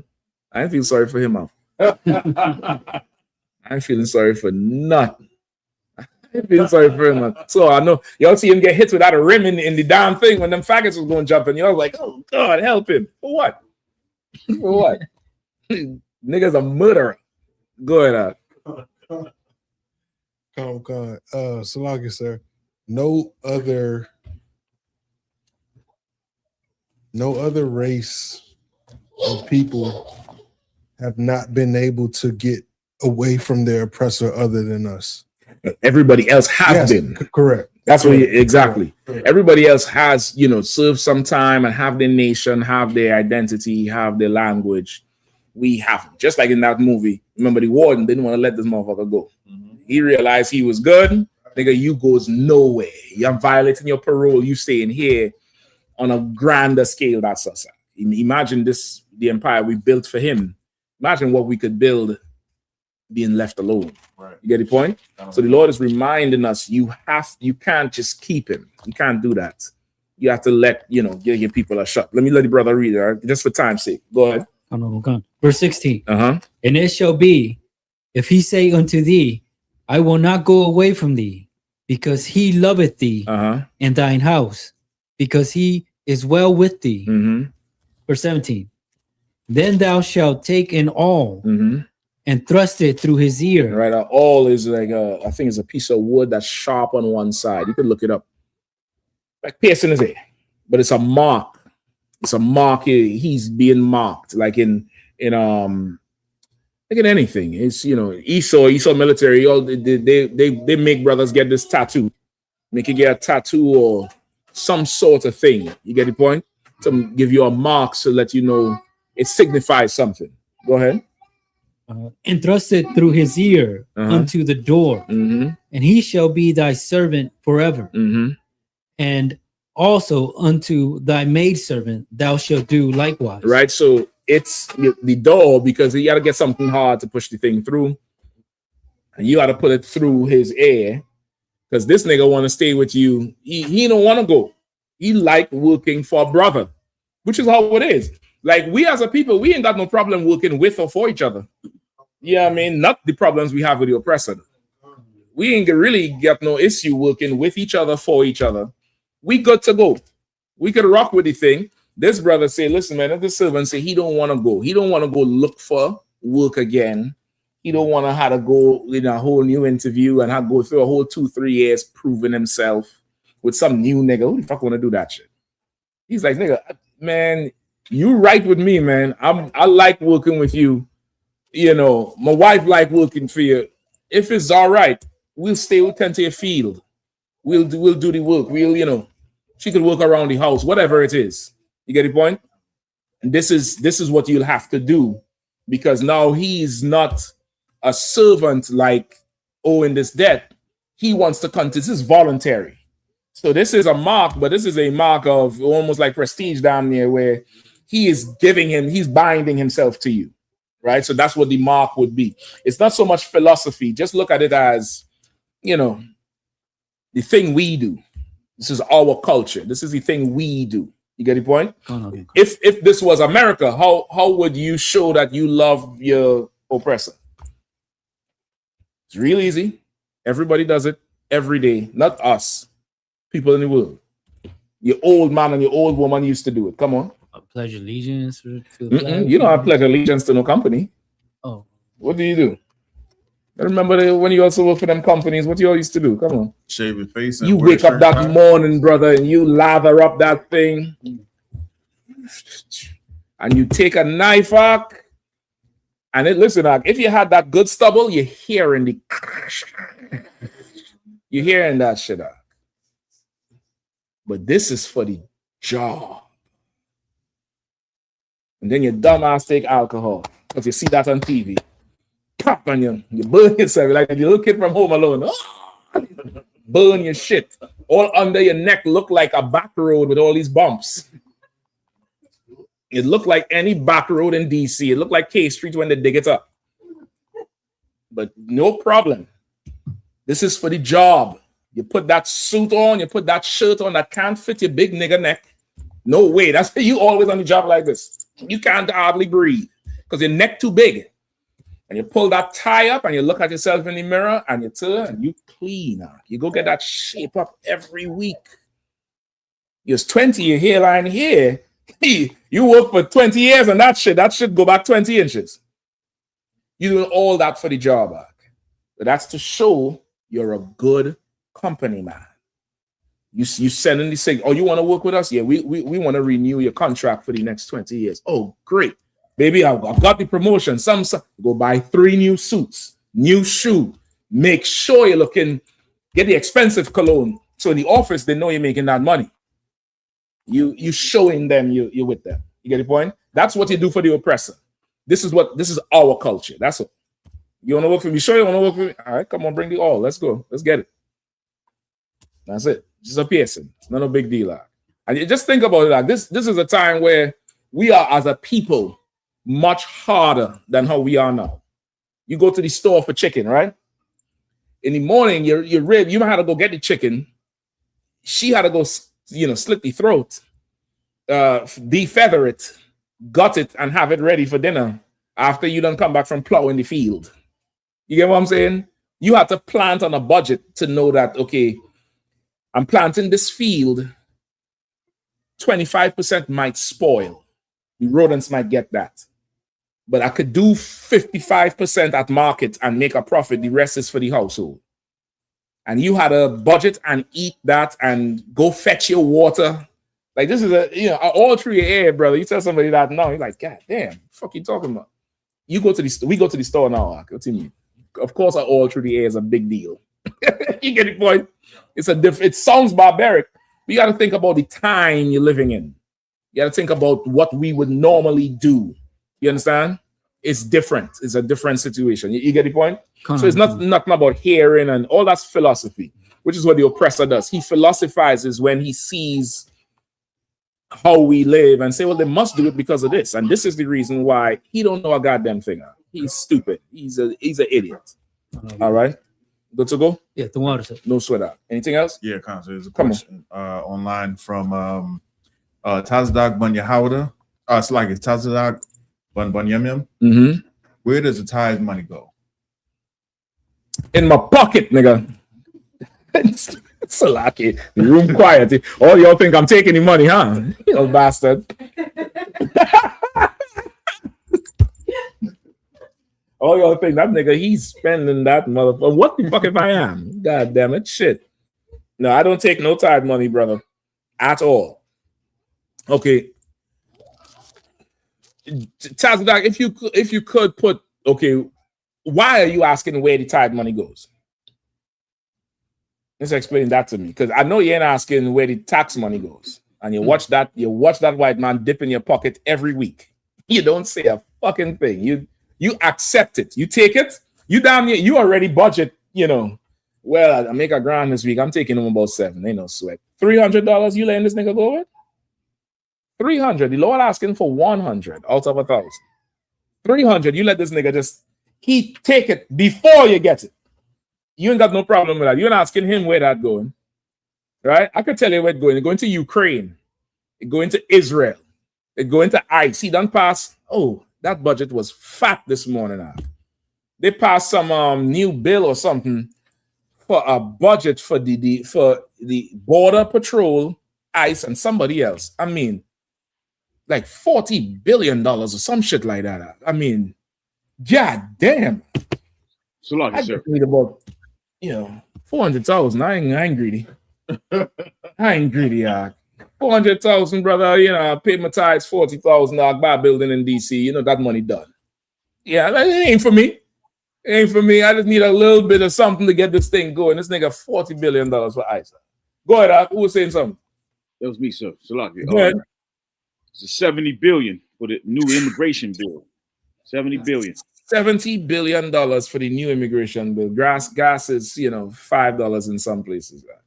This nigga giving $70 billion. If you all ever don't see me for a couple of weeks, just look close at the ICE agent. When you see him, just do this thing here. And if I do this thing to you, just know it's the check that got me. It's the check. I went in there to get that money to bring it back to y'all. You get the point? $70 billion. Surely I could go in there and do that thing. I'll lock up every Polish, every Australian, Every Ethiopian, come here, you skinny bastard.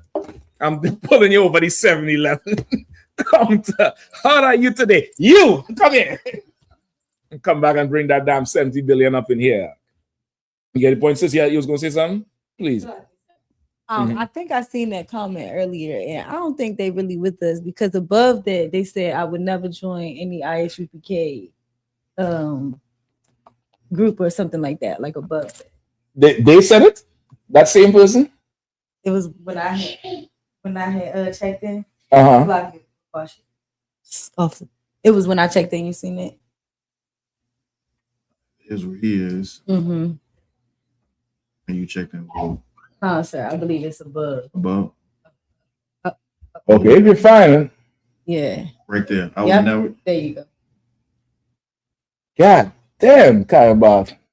I didn't even see that. Slack it.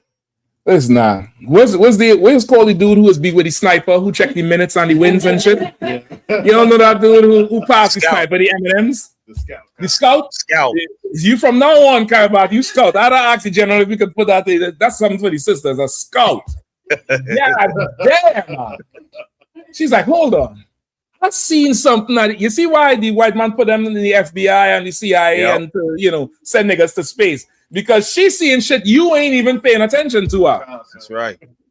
Listen, I don't care if this motherfucker joins the UPK or not. I don't care if they fall off. All the rappers say that they fall off a bridge in a day. I don't give a damn.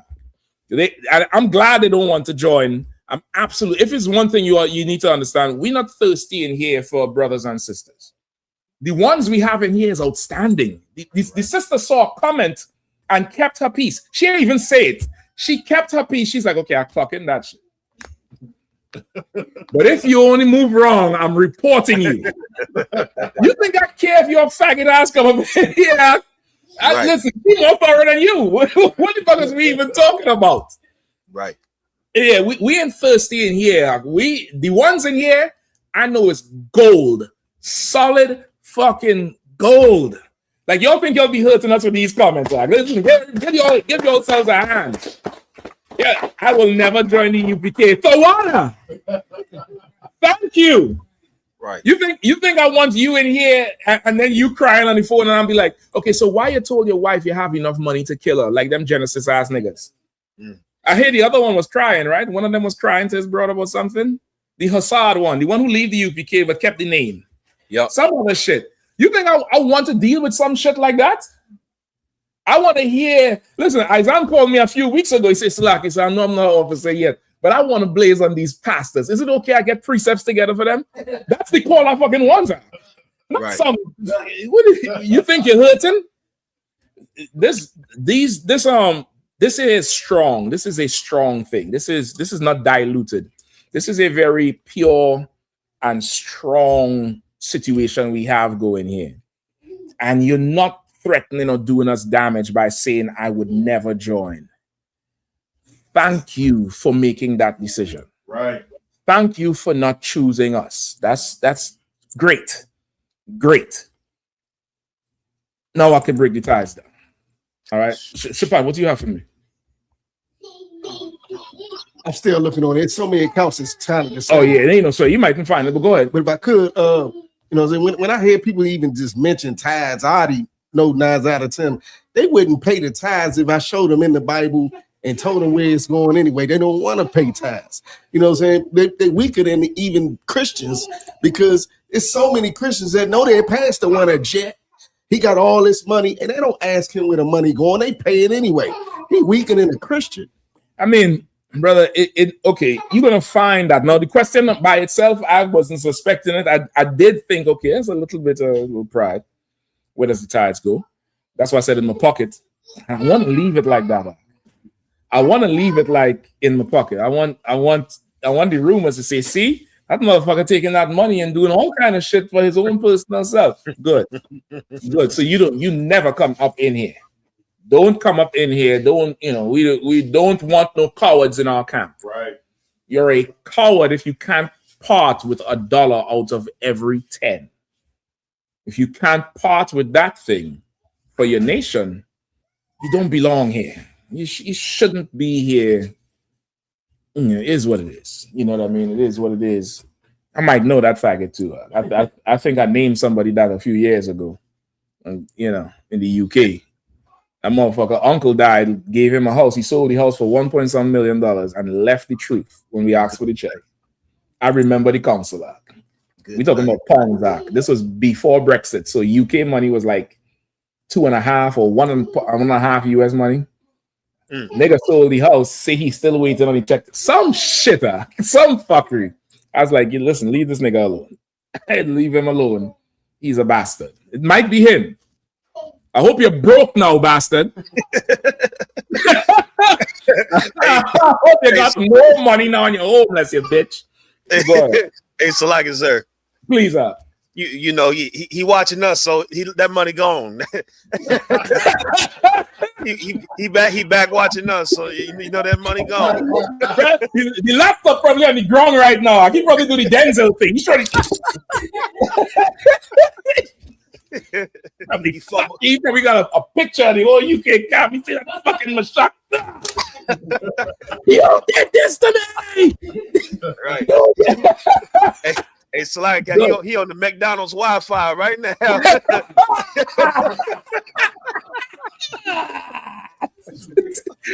The password is broke, bro. All right, let's break down this thing real quick. All right. And then somebody get me the horsemen and revelations if you could.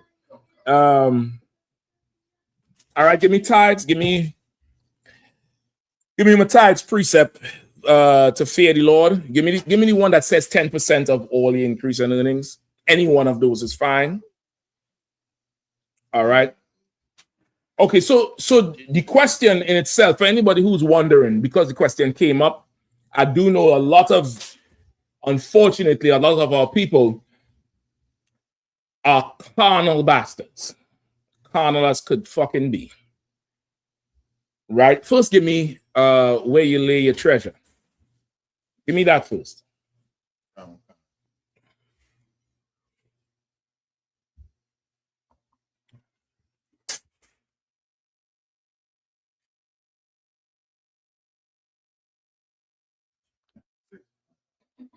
Matthew chapter 6, verse 21. Okay, go ahead. For where your treasure is, Salaki, for where your treasure is, there will your heart be also. Right? For where you lay your treasure, that's where your heart is. You want to show me what you love? Show me what you spend your money on. Show me what you spend your money on, your disposable income. I'm not talking about the bills and stuff. That's just you being a carnal bastard. You had to pay your own bills and shit like that. But I'm talking about what you spend that 10% on. Whatever you spend that money on, that's what you really love. And that's for anything. Whatever you lay your treasure, that's really where your heart is. You get the point? So let's start there. Now give me my tithes. What I want, Shapat? All right, no sweat. I'll grab it. Okay. You give me that. Let's start with that. This is Malachi chapter 3, verse 8. Will a man rob? Listen, now, he talking about, or he or she, I don't know who it is, if it's a man or a woman, but they're talking about where does the tithes go. Listen, now, we got sisters in here that cooking food and making peach cobbler. Is peach cobbler you all had tonight? You all had peach cobbler with ice cream in class tonight and food. I mean, a three meal food with dessert. You're in a fancy restaurant. The dessert come out first. You're in a regular restaurant. They come with bread and water, some bread and some fancy oil and water. The niggas in here give you peach cobbler freshly made with ice cream first, and then a course meal, and there's liquor on the counter. You think I care if you come to class? Do you think I care? Ask me if I care. Ask me if I care, Bukwash. I don't care. Salaki, go ahead, Bukwash, please. It's like in the words of General Katham, we closed. Yeah, we closed now. We closed. You can't come up in here. Go ahead, come on. Malachi chapter 3, verse 8. I'll take that. Will a man rob God? Say it again. Will a man rob God? Say it again. Will a man rob God? Go ahead. Yet ye have robbed me, But ye say, wherein have we robbed thee? Yeah, you will a man rob God? You say no, no man will rob God. Yet you have robbed the Lord. And if I say that, you'll say what? How? When have I robbed the Lord? You just ask the question. Where does the tithes go? You're robbing the Lord. Because if you wasn't robbing the Lord, you would know where the tithes go. Why? How you would know where the tithes go? Simple. Real simple. How would you know where the tithes go if you wasn't robbing the Lord? Go ahead, sis. I see your fake pump, but you want to give the brothers a chance. She ain't want to steal too much limelight. She's done the scout because she didn't want to give away her position. You know what I mean? She do this thing here and pull it down. I was like, all right, let's sweat. Go ahead. Come on, Scout. You will be here. You would be here. I'll take that. I'll take that. There's something else. How would you know where the tithes go? There's something else. Go ahead, Izan. You was trying to say something? I was like, nah, take the mic back. You would be paying the tithes. Where does the bill money go? Where's the bill money go? Tell them, sis. To the bills. To the bill people. You would be able to answer a question if you pay tithes. Because you would know where it's going. If you pay them, some of y'all have y'all know the clerk on the other side of the counter when you go pay the gas bill or the electric bill or the Western Union. Western Union, I think they pay some bills for people. You going, oh, same thing again today? Gas? All right, no problem. You have a relationship with the clerk. You know where that money going, but you're asking about this shit? Where does the weed money go? Where the weed money? Where does that go? Where does the pills? Where the Percocet money go? Where does the what's the cheap beer brothers drink? 211? Where's the 211 money go? Huh? Where that money go? Huh? Where does the strip club money go? Ooh, now we getting technical. Where's the OnlyFans money go? You funding an entrepreneur. Where does that money go?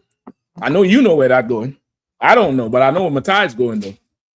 All right, give me some more. Come on, Bukash, please. Sorry, I was at a rural farm yesterday. Come on. And I saw a Bentley pull up. Damn. And it was a sister that got out. I was like, yeah, she OnlyFans. It's got to be. I just saw how the way when she.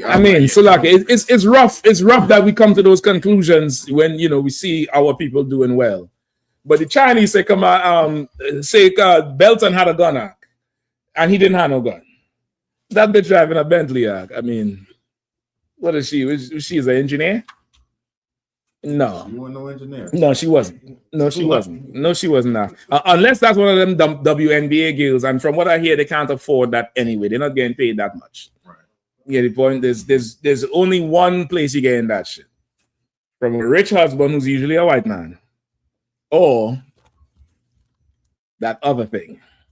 Anyway, let's go up. Time going. Give me some more Malachi. In tithes and offerings. Ye are cursed with a curse. Right, you read it again from the top, just because it's split. Verse 8. Will a man rob God? Let me know too if the fool is replying. Yeah, he's not replying. There's nothing on the bottom. All right, no sweat. Go ahead. Will a man rob God?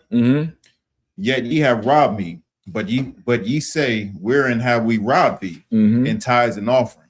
Right, you say, wherein have we robbed the Lord? In tithes and offering.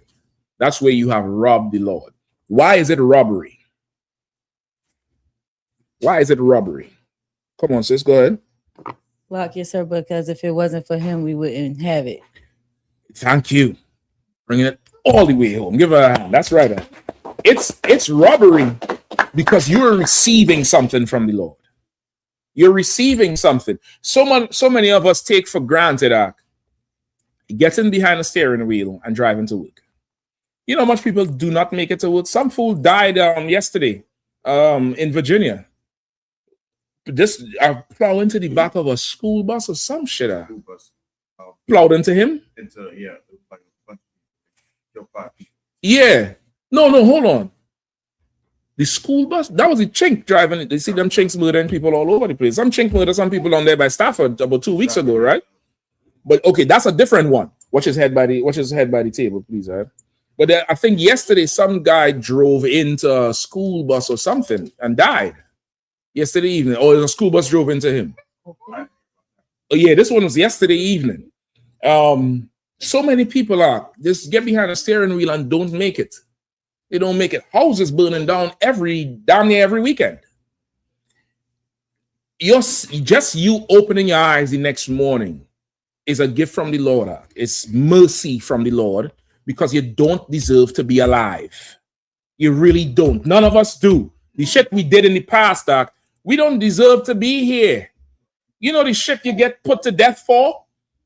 Missing a Passover. You miss one, you have to leave. You can't be in Israel no more. Watch his head, huh? You can't be in Israel no more. You got to leave out. You gone. We now getting mercy from the Lord to come on back. So many people have kids. And any sister, any brother who would tell you who is in the stage of the pregnancy, you want the rib to get out and exercise and get fresh air so her blood flowing. You want her to eat right. You want her to take them prenatal vitamins. Because in your mind, what are you focused on? What are you fully focused on? The health. The health of that child.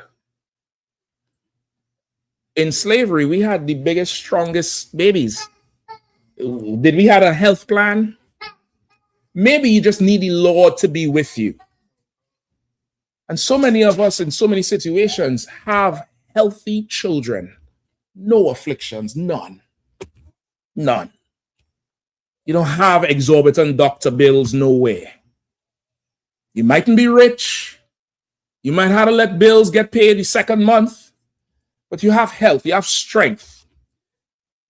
And tithes is 10% of anything. So which means if you have $10, you're fucking questioning me over $1. If $1 breaks you, you need more help than you think. And $1 ain't gonna break you. $1 on every 10. We're talking about 10 cents on every dollar for your healthy child. For when you go to sleep at night, nobody kicks in your door and robs you and hog ties your wife or rapes her. For just, going and coming, leaving, for all our going out and all our coming in, like that prayer in 2 Samuel. You want the Lord to be with you. When you was in the employment line or online in Indeed, do people still use Indeed? Not Indeed. What's the other one they use? Not Indeed. There's another popular one. LinkedIn. That's the motherfucker right there. So lucky. You all know I'm out of it. I work for Command Johnny Yahanna. So fuck your broke ass niggas trying to get a job. That's lucky. I mean, that's the truth. But you on there, and as you filling out the resume and you get a call back and you going for the interview, what are you doing in the car? Praising the Lord. You're praying, you asking the Lord, Lord, please let them give me this. Lord, I promise I'm going to do better. If I could just get this job, I'll get my life together. You're praying more than you mother fucking Teresa. You get the job. You hear the brothers say 10% must come in. Well, where does the tithes go? I'll tell you where it should go. You need to lose the job and then ask the question. You wouldn't ask the question because you have no income. They'll be asking, can you all pray for me? No, don't ask me that. Don't ask me that. I pray not for the world. I pray for the ones who belong to the Lord, who the Lord have given me, for they are thine and they are mine. And you know how the scripture go. I'm praying for you to get out of slavery. I'm praying for you to be dry, nigga. Come up to the camp with your problems, and I'll be happy to help you there. But I'm not praying for your success. I pray your business fails. I pray it fails. I pray it fails, Zach. You see, that's why I don't join the UPK. You're all hateful. Good. Because you questioning where the tithes go, you praying that my business fails. Oh, you see how it is now? You see how that thing turned around now? You don't ask nobody else that shit. Where does all that Jordan money go for them $3 Jordans you're wearing? Because that's what it costs to make. Where does the rest of the $247 go? You don't ask that shit because you love them Jordans and you see value in it. But niggas who's reading from the Bible, who teaching you about the Lord and how to change your life, you don't see value in that. So you question it. No problem, dummy. I'll answer the question. And please come tell me when you lose the job. Please. All right. Bukwash, what we have? You want to keep going, sir? Is there more on that one? Write down that one that he has. Write down that one that he has. Malachi. Kind. Verse 10. Mm-hmm. Or to finish verse 9. Ye are cursed with a curse, for ye have robbed me, even this ye are what? Nation. Ye have robbed me. Ye are cursed with a curse. Ye are punished with a punishment. That's what curse with a curse means. So when I say, I hope you lose the job, y'all thought I was just, being evil, right? Malachi said it. What you mad at me for? Ye are cursed with a curse. You're robbing the Lord. Go ahead. For ye have robbed me, even this whole nation. Even 10, what? Even this whole nation. You're robbing the nation by not splitting that 10% off. You're robbing the nation. Dummy. Simpleton. For anybody who is genuinely asking the question, this is not for you. This is a response to that idiot. You get the point? That's what this is. This is a response to that idiot. Anybody who's genuinely asking the question, you just listen to the breakdown. But this idiot here, I'm responding to him. I want him on the breadline by July. Keep going. Verse 10. Bring ye all the tithes into the storehouse. Into what? Into the storehouse. Into what? The storehouse. Bring your tithes here. This is the storehouse. This is where we're storing up and gearing up. Raising the dead, raising the dead. You brothers and sisters who been around for a second, just go back and look at yourself in the world. Go back and look at yourself in the world and see if you could see the desperation in your eyes. See if you can see the hunger in your chest and your belly. Some of y'all was skinny as shit. Some of us, not because he was healthier then. It's because the world was kicking your ass. It was kicking your royal ass. You come up in here, you looking good. Your face get bright. Your eyes brighter. You're putting on a little weight. You're good now. You're looking straight. Ask me where your fucking tithes go, nigga. Ask me again. All right, where we going? Where we going now? Give me Deuteronomy 14 and 23. Go ahead, Shepard. That's where you was going? That's where you was going or going somewhere else? Okay, no sweat. Just make sure it's written on the board too, all right? Book of Deuteronomy chapter 14, verse 22. Go ahead. Thou shalt... Right? So now this is 14 and 22. Again, if anybody sincerely wants to get the tithe breakdown, why they should pay or break down tithes. Some people don't believe tithes is money. They believe tithes is corn. We're going to get through all of that. Give me 5 minutes. Go ahead. Oh, sir. Book of Deuteronomy chapter 14, verse 22. Thou shalt truly tithe all the increase of thy seed, that the field bringeth forth year by year. So this is where they get the tithes as vegetables, corn, carrots, whatever. And if you believe tithes as vegetables and not money, bring the corn, bring it in, bring in the seeds, bring in the vegetables, bring in the carrots, bring in what else niggas like to eat, the beets. Bring in the turmeric. Everybody like little turmeric, and you're all health crazy now. Give me that turmeric. I'm taking all of that shit. Bring it in. If you believe tithes is corn and, vegetation, bring it. But you wouldn't even bring that. You don't even want to give me 10% of carrots. And you think you're hurting me by saying I'll never join you? Keep your fucking carrots back. You and them kids gonna need it. They're gonna need that shit. They're gonna need it. Go ahead. And thou shalt eat before the Lord thy God in the place which he shall choose to place his name, put name there. The tithe of thy corn, of thy wine, and of thine oil. Go ahead. And the firstlings of thy herds. Right. Go ahead. And of thy flocks. Right. The firstlings of your herds and your flocks and the corn and the oil. Bring 10% of that in. Bring 10% of that goat in, man. I got curry. I got all kind of curry up in that cabinet. I got the spicy curry. I got the curry mixed with the ginger and the onion. I got the curry with the garlic. I got straight curry. Whatever it is you want, I got it. Right, between me and now, fact boy, we'll open up a Benjamin spot. I'll take all your money. All your money. Now, if I come with that pressure cooker and that coconut milk, boy, it's going to be a fucking problem. I'm telling you. Bring all that in. Bring it in if you have it. If that's what you're saying it is, bring it. Bring it. Bring your tithes of all your increase. Go ahead. Carson. That thou mayest learn to fear the Lord thy God. That thou mayest learn to do what? Fear. To do what? Fear. To do what? Fear the Lord thy God. That thou mayest learn to fear the Lord thy God. You get the point? That thou mayest learn to fear the Lord thy God. You ask me where your tides going? Where's your fear? You don't have a fear of the Lord to even ask that question. You don't even truly fear the Lord. We're talking about a man who killed the firstborn in Egypt throughout the whole land. He killed the firstborn of Pharaoh. He killed the firstborn cow.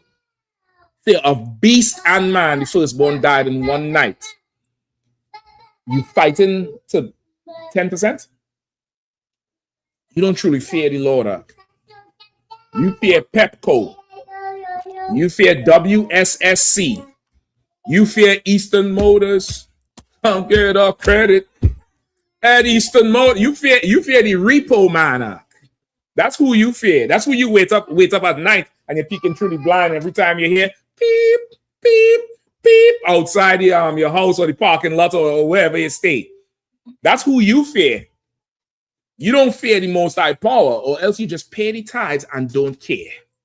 You just pay it. I'm going to tell you an old one we're saying. The Most High power is a gangster. He's not some sissy man who you could pacify and lie to and patronize. He's a gangster. Now, if a gangster wants you to pay 10%, you'll pay the 10% and you'll just be happy he leaves you to fuck alone. Right or wrong? All right, then. Just pay the 10%. Just pay the 10%. Because if he has to show you where it goes, you might not come back from it. It goes in a pit, nigga, and gets burnt. Happy? It goes in a pit and gets burnt. It gets destroyed. Paying tithes is one purpose and one purpose only. To show that you truly fear the Lord. That's it. That's what's written in the Bible. Now, if you have a problem with that, you don't believe in God, you hate God, and you don't need to be in here. And we're fine without your 10%. You will not be fine with your 10%. I guarantee it. I haven't been around long, but I've been around long enough to see. We have a saying in the Caribbean, so I could tell you. I've seen better cuts than you crow up. I've seen that. I've seen better jackasses bray. I've seen it. I've seen people who thought tithes wasn't important, and then calamity comes, and they're calling, and they need help. And then I call, and this brother or sister need help, so they're asking for XYZ. Are they paying any tithes? Okay. But I was going to say. Go ahead. That right there, I was going to say that. Yeah, that's it. That's it. Go ask Pepco for your tithes. Go ask the weed man. Go ask the Christian. Go ask wherever you thought your 10% was better valued. But don't come in here with these little ones. Don't come in here amongst us who, we just some old, what's the thing you all had just had? Peach cobbler and ice cream eating niggas. We just some regular ass motherfuckers. We ain't nothing. You get the point? Show that you fear the Lord. Okay, give me verse 25. Sir. The book of Deuteronomy chapter 14, verse 25. Mm-hmm. Then shalt thou turn. No, hold on. You might need to 24, sir. 24. Yep. Come closer. Verse 24. And if the way be too long for thee, so thou art not able to carry it. Right. So now your tithes is paid to the priests. All right. The first priest that tithes was ever paid to was Melchizedek, who appeared to Abraham after, at that point, his name was Abram, when he went to fight them East Indian kings to free Lot. The tithes was paid to Melchizedek. Abraham paid him 10% of everything. He just sacked them kings and took all the money, all the gold. He saw Melchizedek and he gave Melchizedek 10% of everything. He knew, he's like, this got to be a priest of the Lord. I'm giving him 10% of everything, long before Levi. We are priests after the priesthood of Melchizedek. I just don't have the time to go into that part now. You can find that also in Hebrews 7, where Paul had to show them why he's collecting tithes, because who knows why Paul had to show them why he collecting tithes? Come on, quickly. Because they was paying to Levites who weren't doing the job. No, they was challenging Paul. They didn't want to pay him. They didn't want to pay him. They up to that point, up to Christ, they was paying Levi, but that's not the reason he had to do it. They didn't want to pay him. They didn't want to drop the tithes for him. And he had to show them. He's like, listen, man, your forefathers was paying tithes to Melchizedek while Levi was in your father's nuts. That's in the Bible. That's what he literally said. The same arguments or battles we fight today is what the brothers in the Bible fought long ago. That's why he had to establish the priesthood of Melchizedek. You get the point? Tithes is paid to the priest. So now if you have corn, you have tomatoes, you have onions, you have bananas, you have cattle, you have to bring them to the priest. You might be living in Jerusalem and the priest station is somewhere, wherever it is. You got to take all that up to the priest. You got to get a cart, you got to go on the road and take it. Now, what could happen to you as you taking this tithe to the priest? What could happen to you? Sis, come on, quickly. You could lose some. You could lose some. When the cart wheel could pop off, tomatoes all in the gully. You get the point? You could get robbed. Weather. The sun could be hotter than you think. Spoil half your tithe. What you going to do when you get to the priest? Just, get the point? So now he's saying, if this way be too long for thee, go ahead. Okay. So that thou art not able to carry it. So that you are not able to carry a tithe. You're not able to bring this because by the time you get to that location where the priests are, your tomatoes is done soggy and running. It's too long for you to carry this thing. You got to carry this bull on this, or this bullock all this way. I mean, goddamn, that's a long way to carry. Go ahead. Okay. Or if the place be too far from thee. All right. Or if the place be too far from you, which the Lord thy God shall choose to set his name there. Right, which is where the priests are. Right, the Israelite school of UPK has priests and officers raised up by Commanding General Yahanna all over this country, all over the world, all over North, Central, and South America, Europe, the Caribbean islands. That's the place where the Lord set his name. Right? If the way be too long for you to take this crop and take this corn, and it's just too much to bring, go ahead. Okay. When the Lord thy God hath blessed thee, then hold on, where you at? Verse 24? Verse 24, I just finished. Read that last part again. When the Lord had blessed thee. When the Lord thy God hath blessed thee. When the Lord has blessed you. Remember, the Lord has blessed you. The Lord done gave you an increase. The Lord done gave you something now. Go ahead. No sweat. He coming back. You know what it is. Okay. Go ahead. Then shalt thou turn it into money. Then thou shalt do what? Turn it into money. Say it again. Turn it into money. Turn all that corn into money, because you're not paying Pepco in corn. You're not paying the water bill in corn. You're not paying your car note in corn and crop. Turn that shit. You not getting paid. Which one of you will work a job where the oppressor could come and bring, what's the average salary a week people make? $600-$700, $500 and something maybe. The average person. I'm not talking about $500-$600 maybe. Get the point? Who are here accepting $500 in corn? Isaiah, no, you ain't doing none of that shit. You ain't doing none of that shit. He gonna end up in the foundation with you with that shit. He's like, come here, I want to show you something. Let me show you something. How the Arab said, let me show you something. You end up part of the foundation with this corn. Who would accept cans of corn as pay? You wouldn't accept it. Why you want God to accept it? Disrespectful ass motherfucker. I'm talking to that fool. Turn it into money. It's already being turned into money for you. Money comes from people with trade goods. That's how the trade is really goods. But if you trade in something I don't want, but you need something that I want, I could give you a promissory note or IOU, which is the origin of money, and you could take that somewhere else to get what you want. You get the point? That's how money came. It was converted to a established paper that had value based on the stock it represented, right? Today it's backed by gold. The Arabs is backed by oil. You get the point? Turn it. Read that last part again. Thou turn it its money and bind up the money in thine hand. Right? Turn it into money. Bind the money up in your hand. We in technology now, so everybody pay it through the PayPal or the Zelle. DC will do the Zelle. But there was a time, Mark. You see that mailbox on the corner up there? Anybody ever wonder why there's a mailbox in the house? The postman don't come in.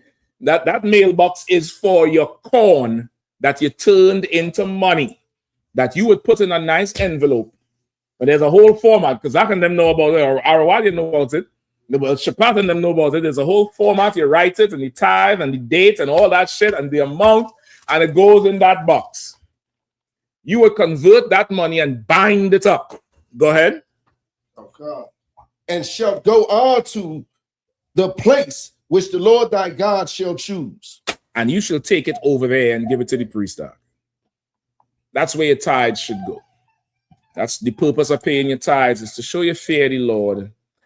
And don't worry about where the money goes or what's done with the money. Who cares? It's to buy a yacht that you will never see or ride or be invited on. It's to buy a big boat. A big effing boat. Huge. Big ass yacht with jet skis and a helicopter landing. And just dream about it. Because you'll never get to see it. The boat with tires. Come on. So not only do you have this boat with tires, you also have a helicopter. Well, I don't have the helicopter. I'm just building a helicopter pad to flex. You get the point? That's just for Instagram. That's the fully hose. That's the fully hose. You know, I got a helicopter. It's coming just now. Stand there and wait. So while you wait, entertain me so I could spend some of this tithe money on your ass. That's where the tide's going, nigga. Right?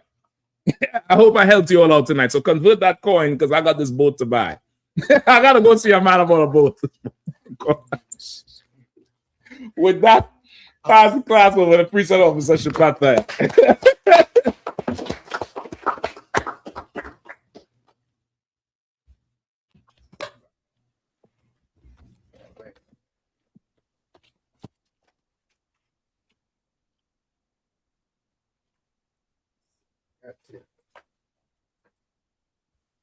That's what? Shit. You could have waited till they put the camera on him, man. You just set them up, man. See how this do your the part boy. Crazy guy. I know about memory, but I don't want to do it. No sweat. Go ahead. I.S.U.P.K security announcements. We at I.S.U.P.K out of 1 West 125th Street, Harlem, New York, under Commander General Yahanna. Rules for new brothers and sisters. When a new brother or sister comes to the school, they're off limits for 6 months. They're to be suitable only. They're here to share themselves with the world. After 6 months, if a brother or a sister has an interest in a particular person, he or she must get permission from the head to speak to a brother or sister. There's another 6 months in which the brother or sister will court each other. After this 6 month period, the brother or sister will get permission from the head to marry, which is a commandment. You can find this in the book of Numbers, chapter 18, verse 21, and the book of Malachi, chapter 8, verse 10, chapter 3, verse 8 through 10. Means 10th in Hebrew and is pronounced ma'ashara. 10% of every penny of any increase the Lord gives you, give to the treasury department or teacher, priest fund, free will offering, not mandatory, whatsoever amount you would like to give. Upcoming holy convocation. Memorial of blowing of trumpets. First day of the 7th month, Friday, September the 11th, 2026. You can find this in the book of Leviticus, chapter 23, verse 24 through 25.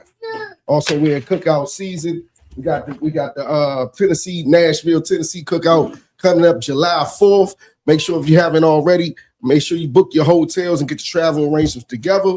Also, we got the dates on the Philly. We got the Philly one coming up. Is that right after? That's September, I believe. September, the first weekend in September. Okay. Come on. But we do have the Midwest 5 weekend. Those dates are from July 30th to the 4th of August. I believe that's it for now. You got anything else you want to answer? Pay your tithes, man. Stop bullshitting. Right. Go, sir. My ultimate outlook, you can check on social media, such as ISUPK.com, Facebook, Twitter, YouTube, and so on, for I.S.U.P.K events and materials. If a brother wants to be a trooper in the school, you should start wearing all black, which includes black boots, black shirts, black pants, black headband or scarf. And with that, I say I like you, which means to stand. We're going to give a courtesy salute to the teacher. Men of Israel, Mount Shabbat. All right. God give a time, salt, which means turn. Sisters, you may stand. I invite you. We'll give a courtesy salute to the sisters. Men of Israel, Mount Shabbat. All right. God